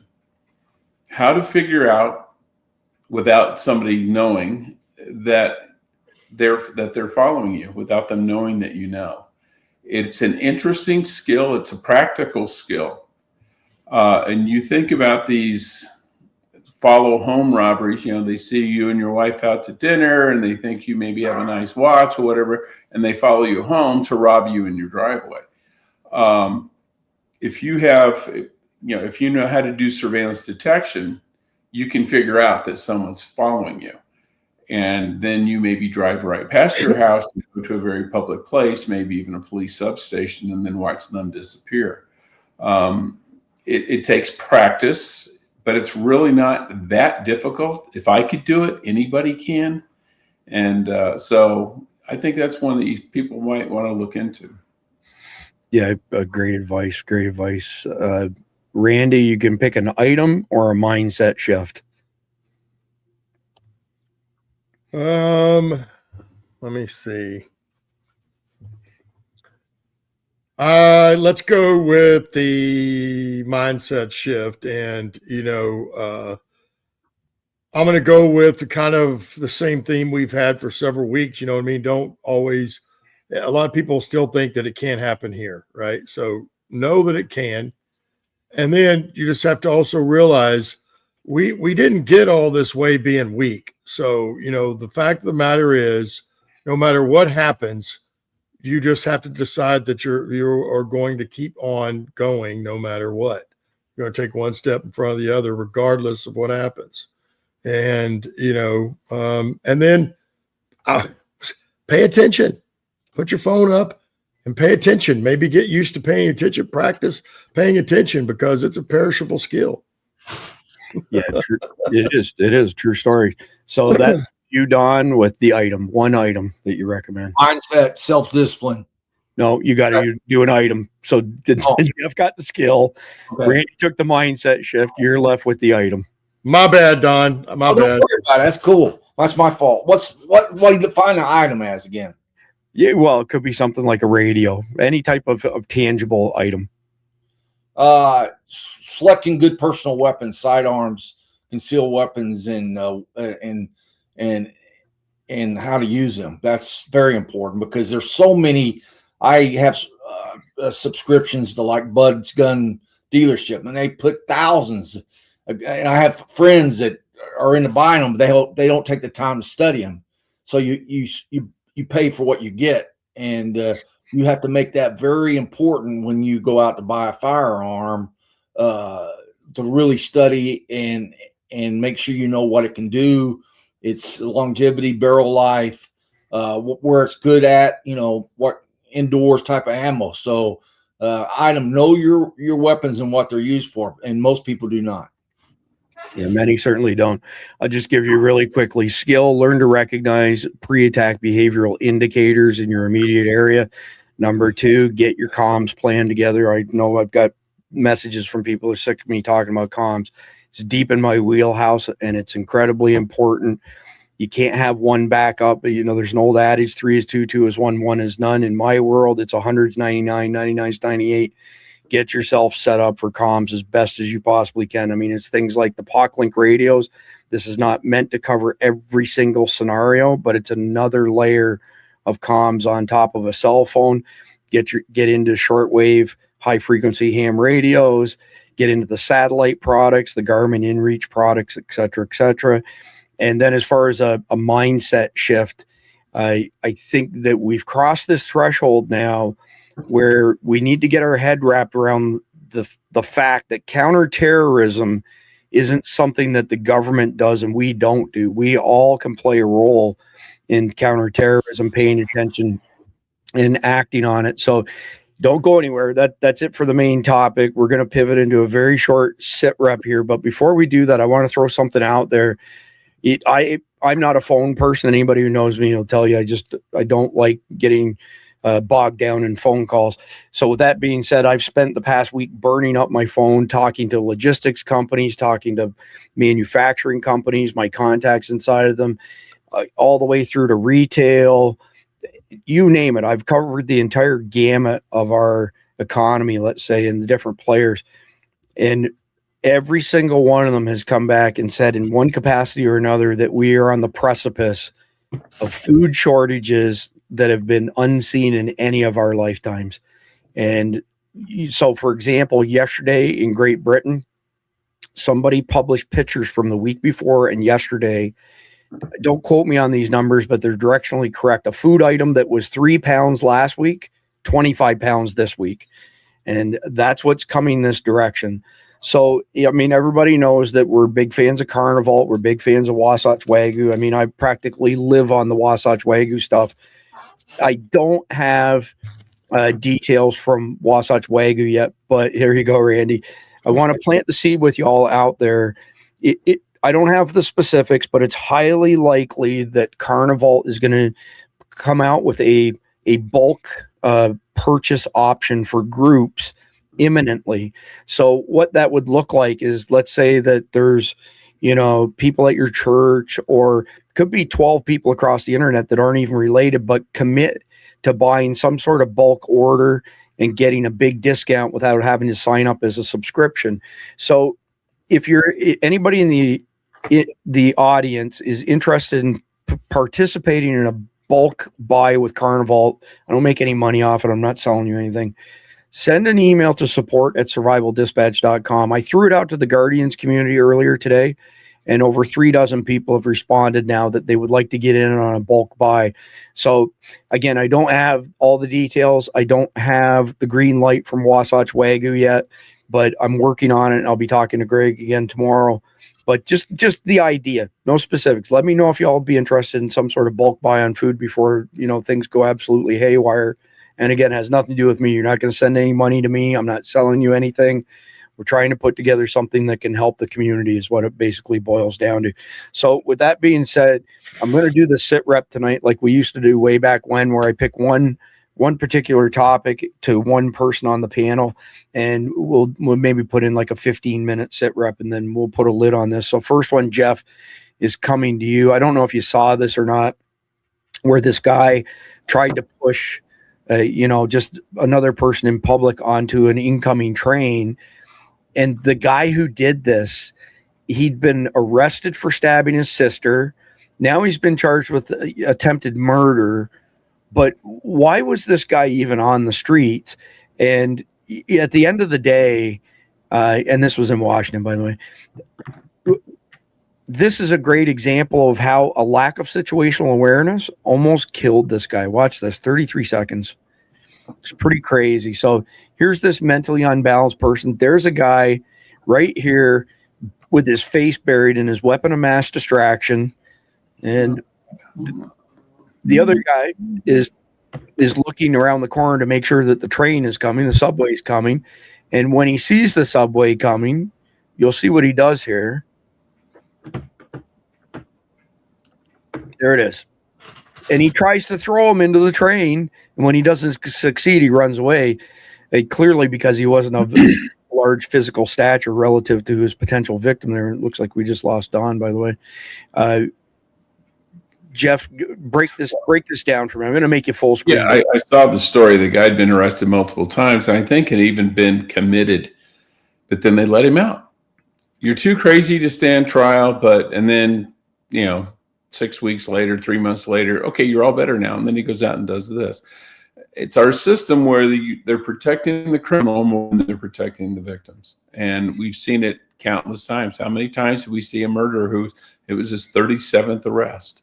It's just the same thing. It's just liberal, whack job cities. No, great. And I see Don's joined us again. He just got bounced out there. I'm going to tell you something crazy. I just, a minute ago mentioned the potential bulk buy. I see my inbox is going filling up with emails. So good to see people are paying attention. Randy, next one goes to you. If your blood pressure hasn't been elevated enough tonight, I'm fixing to fix that for you. This asshole, Bill Gates, I don't know who he thinks died and made him in charge of the goddamn world, but pardon my French, by the way. Bill Gates just confessed your body, bank account, food, and every move are fusing into one giant global surveillance matrix. Thanks to Palantir, by the way. This globalist monster wants biometric digital ID to track your health, your payments, your farms, your life, total control over everything under the banner of progress. And Q the Storm, who posted this, says, "We the people refuse Gates' digital prison. Hell no to this evil. How do we stop him in deep state now?" It's 1:42. I won't play the whole thing, Randy, but I will play it enough to get your blood pressure up. Another place that India leads, but there's a lot more that all of you can be involved in driving forward, is this digital public infrastructure. No country is more able to take government benefits and get them out efficiently and effectively to their citizens than India. You would have expected rich countries or others to do that, but in fact, they did not. And so that basic structure that starts with identity and bank accounts and payments is just foundational.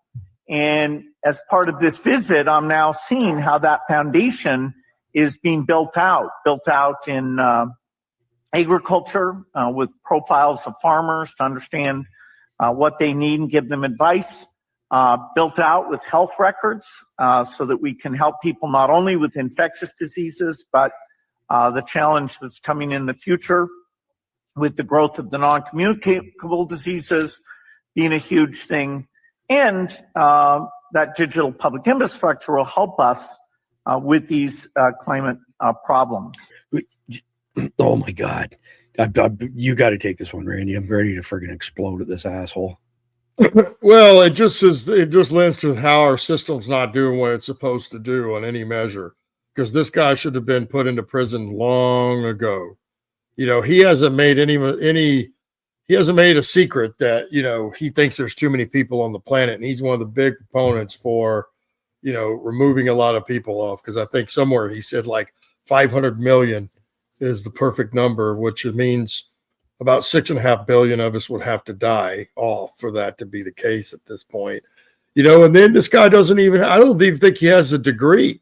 I'm sure he graduated high school, but I don't think he has a degree, and he somewhat stole the Microsoft stuff when he got that whole thing started. And then you look at Microsoft, and Dale helped launch his little career. And now I don't get it. What I don't get about this guy is how do we listen to him about health matters and viruses? And this guy's not an expert in any of that stuff, except putting it out, right? Him making sure it's making it into the public, and anybody wants to know who's one of the people that's a very large proponent and largely responsible for all this stuff in the sky, all the chemtrails. He's a big proponent of that. Now, he came out last year, I guess, and said they weren't going to do it anymore, but he's lying. And they just did it in another way. He's one of those that's helped fund all that.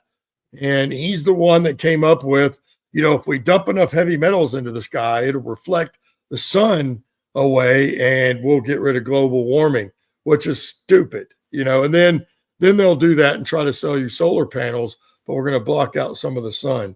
It makes no sense. And why anybody still listen to this guy and we haven't planted him yet, I don't know. And at the very least, he should be in prison and letting the prison personnel take care of him. He's a confirmed pedophile. Oh, he is. When the Epstein stuff came out, there's email exchanges where he's asking, Jeffrey Epstein for antibiotics so he can sneak them into his wife's food because he got a venereal disease from some Russian hooker. This guy has no credibility. He's a scumbag, man. And he was good friends with Epstein, but none of these liberals are saying anything about him. And we know he went there. But Jeff, I mentioned it before on the show. It's why they arrested Epstein the way they did to begin with. They only charged him with the lowest amount of crime that they could pick him up and then put him in prison. Why did they do that? Because then they didn't have to take all of his property and put it all in at once, where if we'd have charged him with everything they should have, they would have had to log in everything in all of his properties, the island and everywhere else. But they didn't do that, and that's why. So, and now we've lived with the Epstein list for years, and no one's done anything about it. And people like him and Tom Hanks and all these favorite people that were out there umpteen times are still running around like they didn't do anything wrong. Yeah, it looks like Don's internet failed again. But Jeff, I'm going to go off of the X bookmarks to ask you a question because it just got posed to me. I know what the answer is, but I know you'll articulate it better than me. So when fuel prices go up, the price of every commodity goes up, including food, right? But I got an email from somebody a couple minutes ago asking what's going to be driving the food scarcity. Do me a favor and speak to the fertilizer disaster that's now happening as a result of the Iran conflict. Yeah, there's a looming fertilizer shortage. Fertilizer is made from natural gas.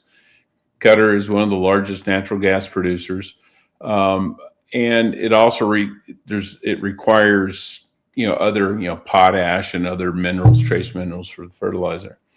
There's a shortage of fertilizer right now. Not the least of which is because of what's going on in Iran, but there was problems before. I think Russia makes a lot of fertilizers, but they weren't allowed to export it because people weren't allowed to buy it. And it's going to be a big deal. I mean, Sri Lanka went off of fertilizers a few years ago because the WEF encouraged them to, and they went from an exporter of food to an importer of food. Their economy collapsed, and the president of the country had to flee in fear of his life.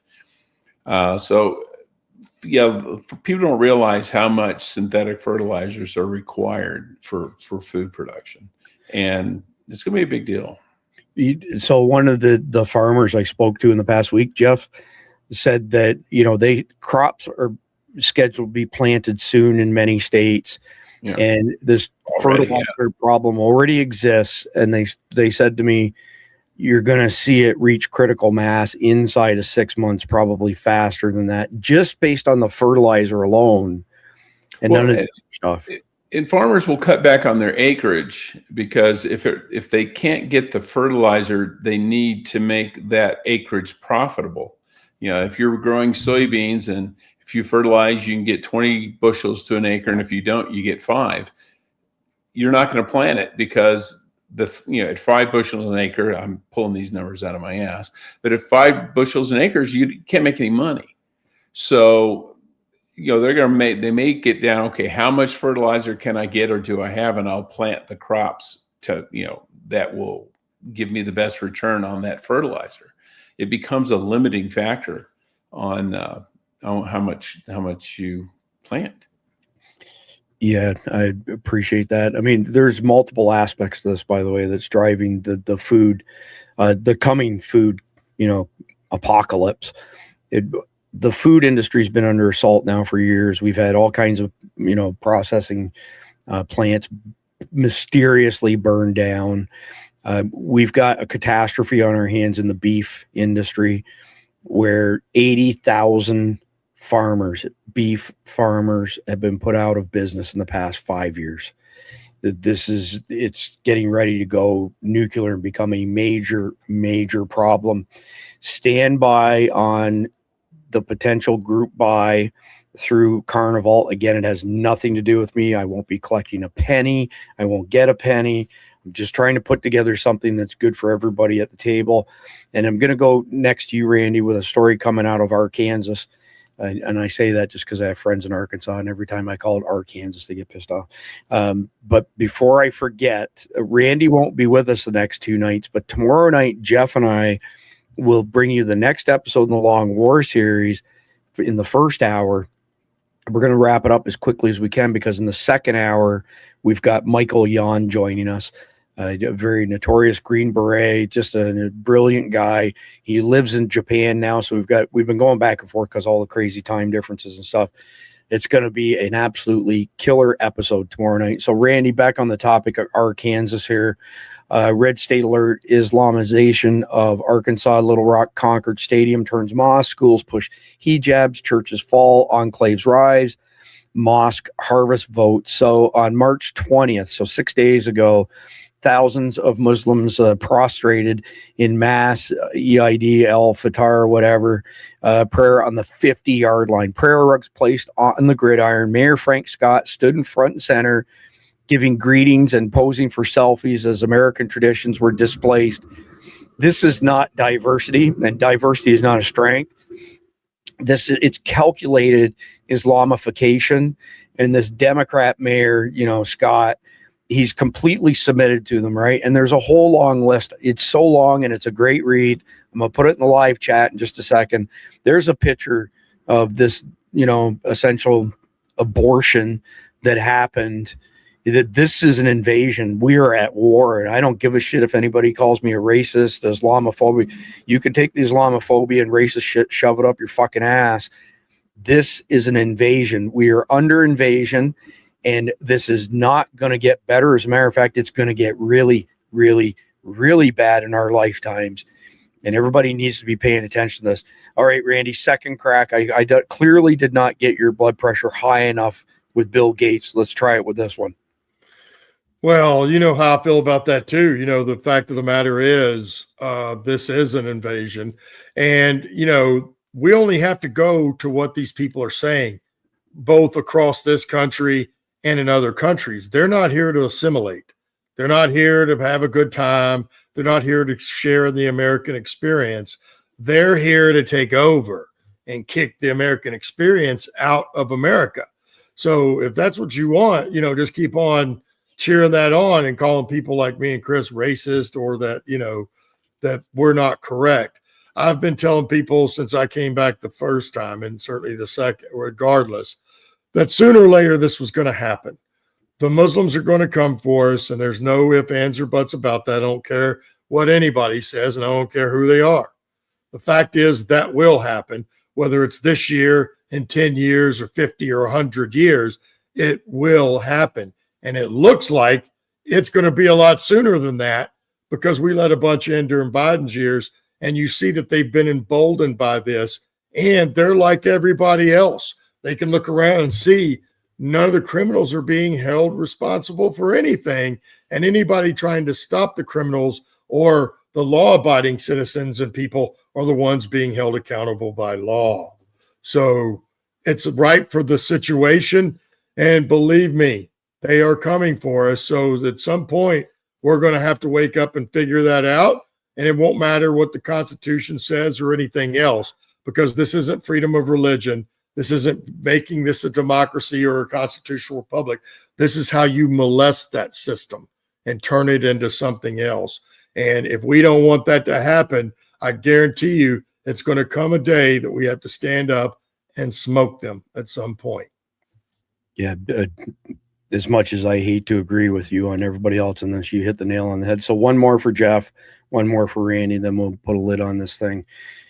Jeff, this is in Texas. K-12 Islamic school in Texas now qualifies for American taxpayers to pay $10,000 per Muslim student to attend. A new investigative report says the school has deep ties to Hamas. One of the homeroom teachers is the niece of a Hamas leader. And it goes on in this video. I'm going to play the video. Want to hear a disturbing story that's coming out of Texas right now? Brighter Horizons Academy is a K-12 Islamic school in Garland, Texas. It serves hundreds of students, and it just became eligible for the Texas taxpayer-funded voucher. A new investigative report says the school has deep ties to and you know what, Moss. One of the homeroom teachers is named Sarah. She is allegedly a niece of the you know what, Moss leader. Ooh, I can't pronounce his name. Khalad Mashal, I don't know. Her father, Mafid Abdul Kardar, was I'm glad to see it's not just me, by the way. convicted in the Holy Land Foundation case. He got 20 years in prison for giving material support to you know what, Moss. The school's early leadership allegedly included that same man as vice president. The academy textbooks allegedly and reportedly teach that non-Muslims are the worst of creatures headed for hellfire. It also received nearly $1 million from the Islamic Development Bank. That bank has passed alleged ties to funding Pakistan, you know what, groups. Starts with a T. This is the same network of schools that sued Texas and got approved for public money. Texas parents and taxpayers should be very concerned. Our kids and our tax dollars should not be supporting schools with these kinds of alleged connections. Real oversight is extremely needed right now. Texas must protect its children and its values. You cannot keep looking the other way. So I've said it before, I'm going to say it again. The United States goes the way that Texas goes. We lose Texas, we lose America. It's that simple. Yeah. Well, it's one thing to say a religious school applies for the voucher system in Texas, and if you're having Christian schools and Jewish schools qualify, fine, great. But if they're teaching openly racist and openly violent, teachings, okay, that should not be allowed. And let's put it this way, you shouldn't be able to teach a kid about something that if he did, he would go to jail. Just call me silly. But also the fact that you have people with terrorist ties in the school is insane. I mean, I get the whole equality of religions argument, but there also has to be some limitations, because if you said, I'm going to start a Christian school and everybody in it is going to be a skin-headed KKK white nationalist who thinks we should kill anybody who doesn't have blonde hair and blue eyes, I don't think they would be getting state funding. Yeah, agreed. So, Randy, this next one's a couple-minute video. I'm going to play the whole video, and I want to quickly preface this. This video is not AI, and to the peckerheads the past couple of days who've questioned my credentials in determining whether or not something is AI. So I am a certified Sun Microsystems systems engineer and network engineer. I am a certified Oracle systems engineer and network engineer. I am a certified Cisco network engineer. I am a certified Red Hat systems engineer. I have been knee deep in tech for the past 50 years, and I've held varying positions from being a high level executive to a frontline technical guy.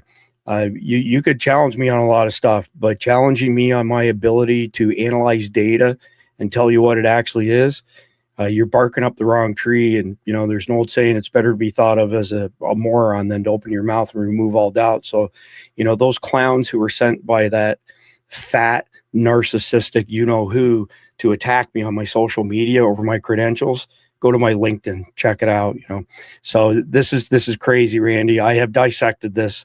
This is not AI. It's 2 minutes and 17 seconds, some pretty explosive stuff. I'll give Jeff a chance to comment on it as well after you.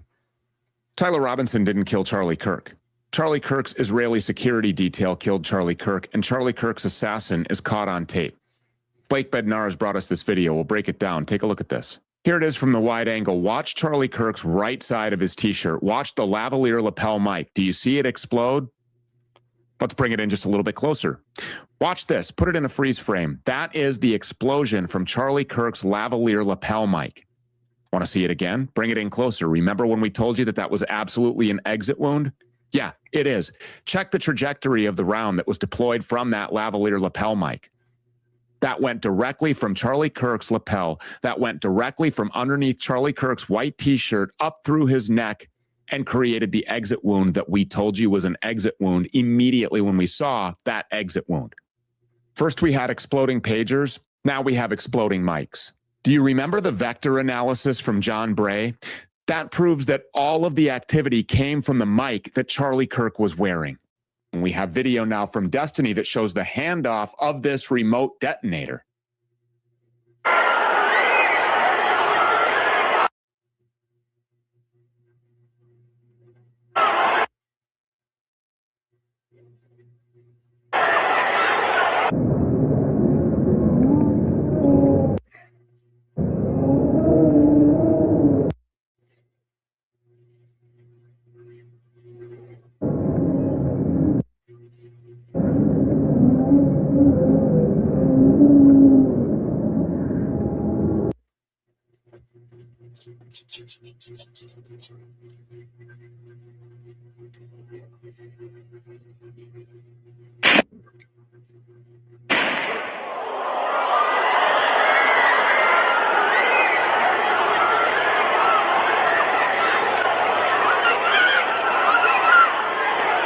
We had John Cullen on the program last week, and he made a great point about ballistic acoustics being altered to hide the location of the real shooter. Well, the same can be said to distract from the fact that there was no shooter. Tyler Robinson did not kill Charlie Kirk. Tyler Robinson. So pretty explosive stuff there, Randy. Give me your thoughts, first blush. Well, there's so much going on with this whole event, right? Including if you could show them a picture right now of where Tyler was supposed to be and what the trajectory would be. He would have had to shoot through people in the crowd that was in front of the tent in order to hit Charlie Kirk. Then they come out and say, you know, first they want to try to say they have the bullet, it's disfigured. Then they want to say that it stopped in his neck. Well, you know, that's an impossibility. All you have to do is Google up how much energy a 30-06 has, and certainly at the distance he was hit from where it was fired, there's no way anybody's neck, and I don't care who you are, that's going to stop a 30-06 round in the middle of their neck. If he was shot by the rifle that he's supposed to be shot by Tyler, it would have removed his head completely from his body. And then we just go from the event itself, as this guy just eloquently posted and showed it in slow time. That's not what it looks like when somebody gets shot with a rifle. I hate to tell folks, but that's not how it looks. And, you know, furthermore, there isn't a delay and then all of a sudden something pop out of the side of the neck and start bleeding. The way his whole shirt popped. And now they try to deny there was a camera from behind, where one of the things on this video, somewhere one of those guys that goes and takes out the SIM card out of that camera, but left the very expensive camera and cited that he was worried that it would get stolen. But the fact is, they wanted to deny that there was a camera behind there, because if you watch, There's no blood that comes from it from behind. His necklace flies off his neck as that thing goes off. I don't think that there's any question that mic is what killed him at this point. It's just a question of whether they're going to tell the truth or let this thing go away. And I would bet they're going to let this go all the way out and this kid get executed before we ever find out the actual truth. But again, there was no investigation. It's no different than the assassination in Butler, Pennsylvania. There was no investigation done afterwards whatsoever and what a normal investigation would look like. And the fact that they cleaned everything up that day, and within a couple of days, there was cement poured over the whole thing, and that whole little area was changed out there at the university, tells you there was no real investigation at all whatsoever. So you have to ask yourself why that is. Well, I mean, great point, by the way. They excavated, they covered up portions in pavers, cement. They basically destroyed the crime scene. But within 30 minutes of Charlie Kirk dying, his entire crew had packed everything up and left. Yep. No, even like, a fifth grader knows you don't do that to a crime scene at that particular point in time unless you're essentially trying to hide something. Jeff, I'm sure you'll have a different perspective as being the pragmatist amongst us, but let's hear what you got. Just not a big conspiracy guy when it comes to stuff. A lot, because conspiracies are like lies, are secrets. The only way 3 people can keep a secret is if 2 of them are dead. There were too many witnesses, too many people there, too many cameras on him, and that this guy just now has come up with the definitive evidence on what happened to Charlie Kirk. And no disrespect to Randy, but I've seen plenty of deer get shot in the neck and the bullet stays in the neck. It doesn't go right through and it doesn't take their head off. A 30-06 is a good round, but it's not 50 BMG. It's a hunting round. I'm not buying this whole that it could only be this. No. I'm not going to argue with you, but let's get a dummy out and let's prove it. There are plenty of soft things out now. I will prove it to you. How many guys have you seen get their head shot off by getting shot in the neck? Well, by 30-06 at that distance, it's definitely not going to get stuck in his neck, Jeff. It's going to go right through. It's going to go right through. You're right. It may not remove the head, but I guarantee you it's going to go right through and leave a big hole on the backside. The bullshit story from the ME said that Charlie Kirk was still saving people after the instant that he died because we're supposed to believe that small cervical vertebrae stopped a 30-06 that would travel a very short distance of time. The calculations have been done on what the FPE was, foot-pounds of energy. He did not get shot by a 30-06. I have a lot of experience testing ammunition with chronographs to the energy.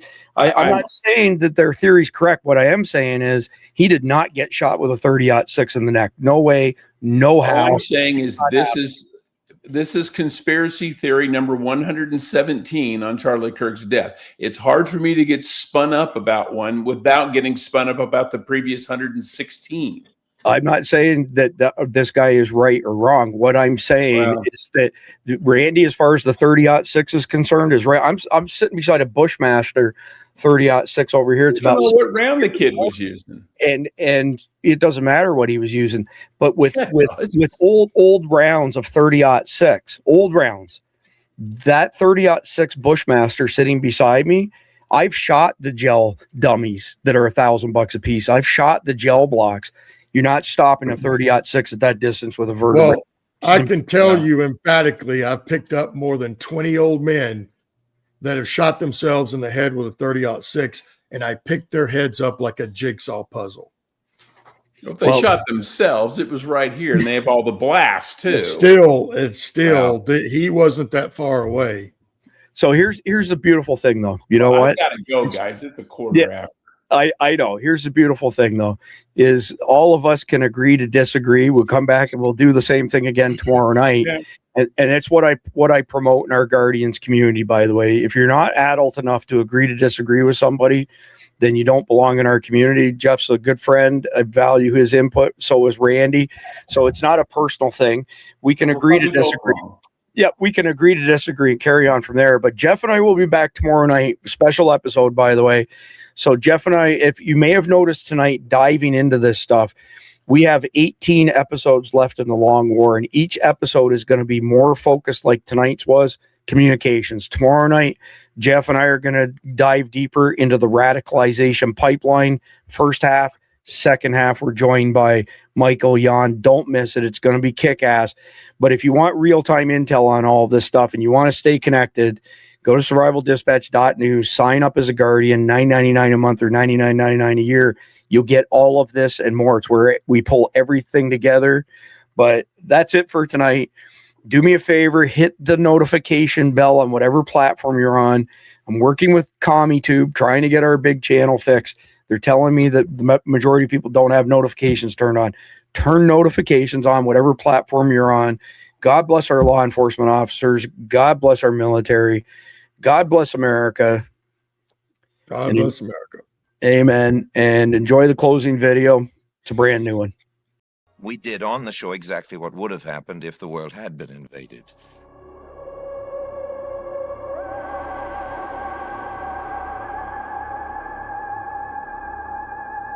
That little music playing and then an announcer coming on and saying, "Excuse me, we interrupt this program to bring you an announcement from Jersey City. Jersey City has just fallen." Take you back to our studio, a little organ music, and then another interruption, so on. We did all of that very carefully and exactly reproduced, as I say, what would have happened, thinking to make the whole thing more effective. But we had no idea how effective it would be, because about halfway through the show, as we were continuing with the script in front of us, we saw that in the control room, there were a great many policemen, and every moment more. I had no idea that I'd suddenly become a sort of national event. And it was immediately after our show went off the air that Walter Winchell, who was on a rival network and had heard about how all the telephone lines had been jammed and all the excitement going on, went on the air on his network, on his program of news commentary, and said, "Mr. and Mrs. America, there is no cause for alarm. America has not fallen. I repeat, America has not fallen." It's only a little while ago that I again ran into some Quakers and Red Cross people who had been up in the Black Hills of Dakota some 5 or 6 weeks after this broadcast, persuading the people to leave the mountains and go back home because Martians really hadn't come. 4 or 5 years later, I was on the air doing a show. I was in the midst of some hymn of praise to the American cornfields or something of the kind, when suddenly a gentleman darted into the radio studio, held up his hand and said, "We interrupt this broadcast to bring you an announcement. Pearl Harbor has just been attacked." Of course, this very serious and terrible news was never believed, not for hours, by anybody in America, because they all said, "Well, there he goes again, really." Rather bad taste. Was funny once, but not a second time. I suppose we had it coming to us because, in fact, we weren't as innocent as we meant to be when we did the Martian broadcast. We were fed up with the way in which everything that came over this new magic box, the radio, was being swallowed. People, you know, do suspect what they read in the newspapers and what people tell them, but when the radio came, and I suppose now television, anything that came through that new machine was believed. So in a way, our broadcast was an assault on the credibility of that machine. We wanted people to understand that they shouldn't take any opinion predigested, and they shouldn't swallow everything that came through the tap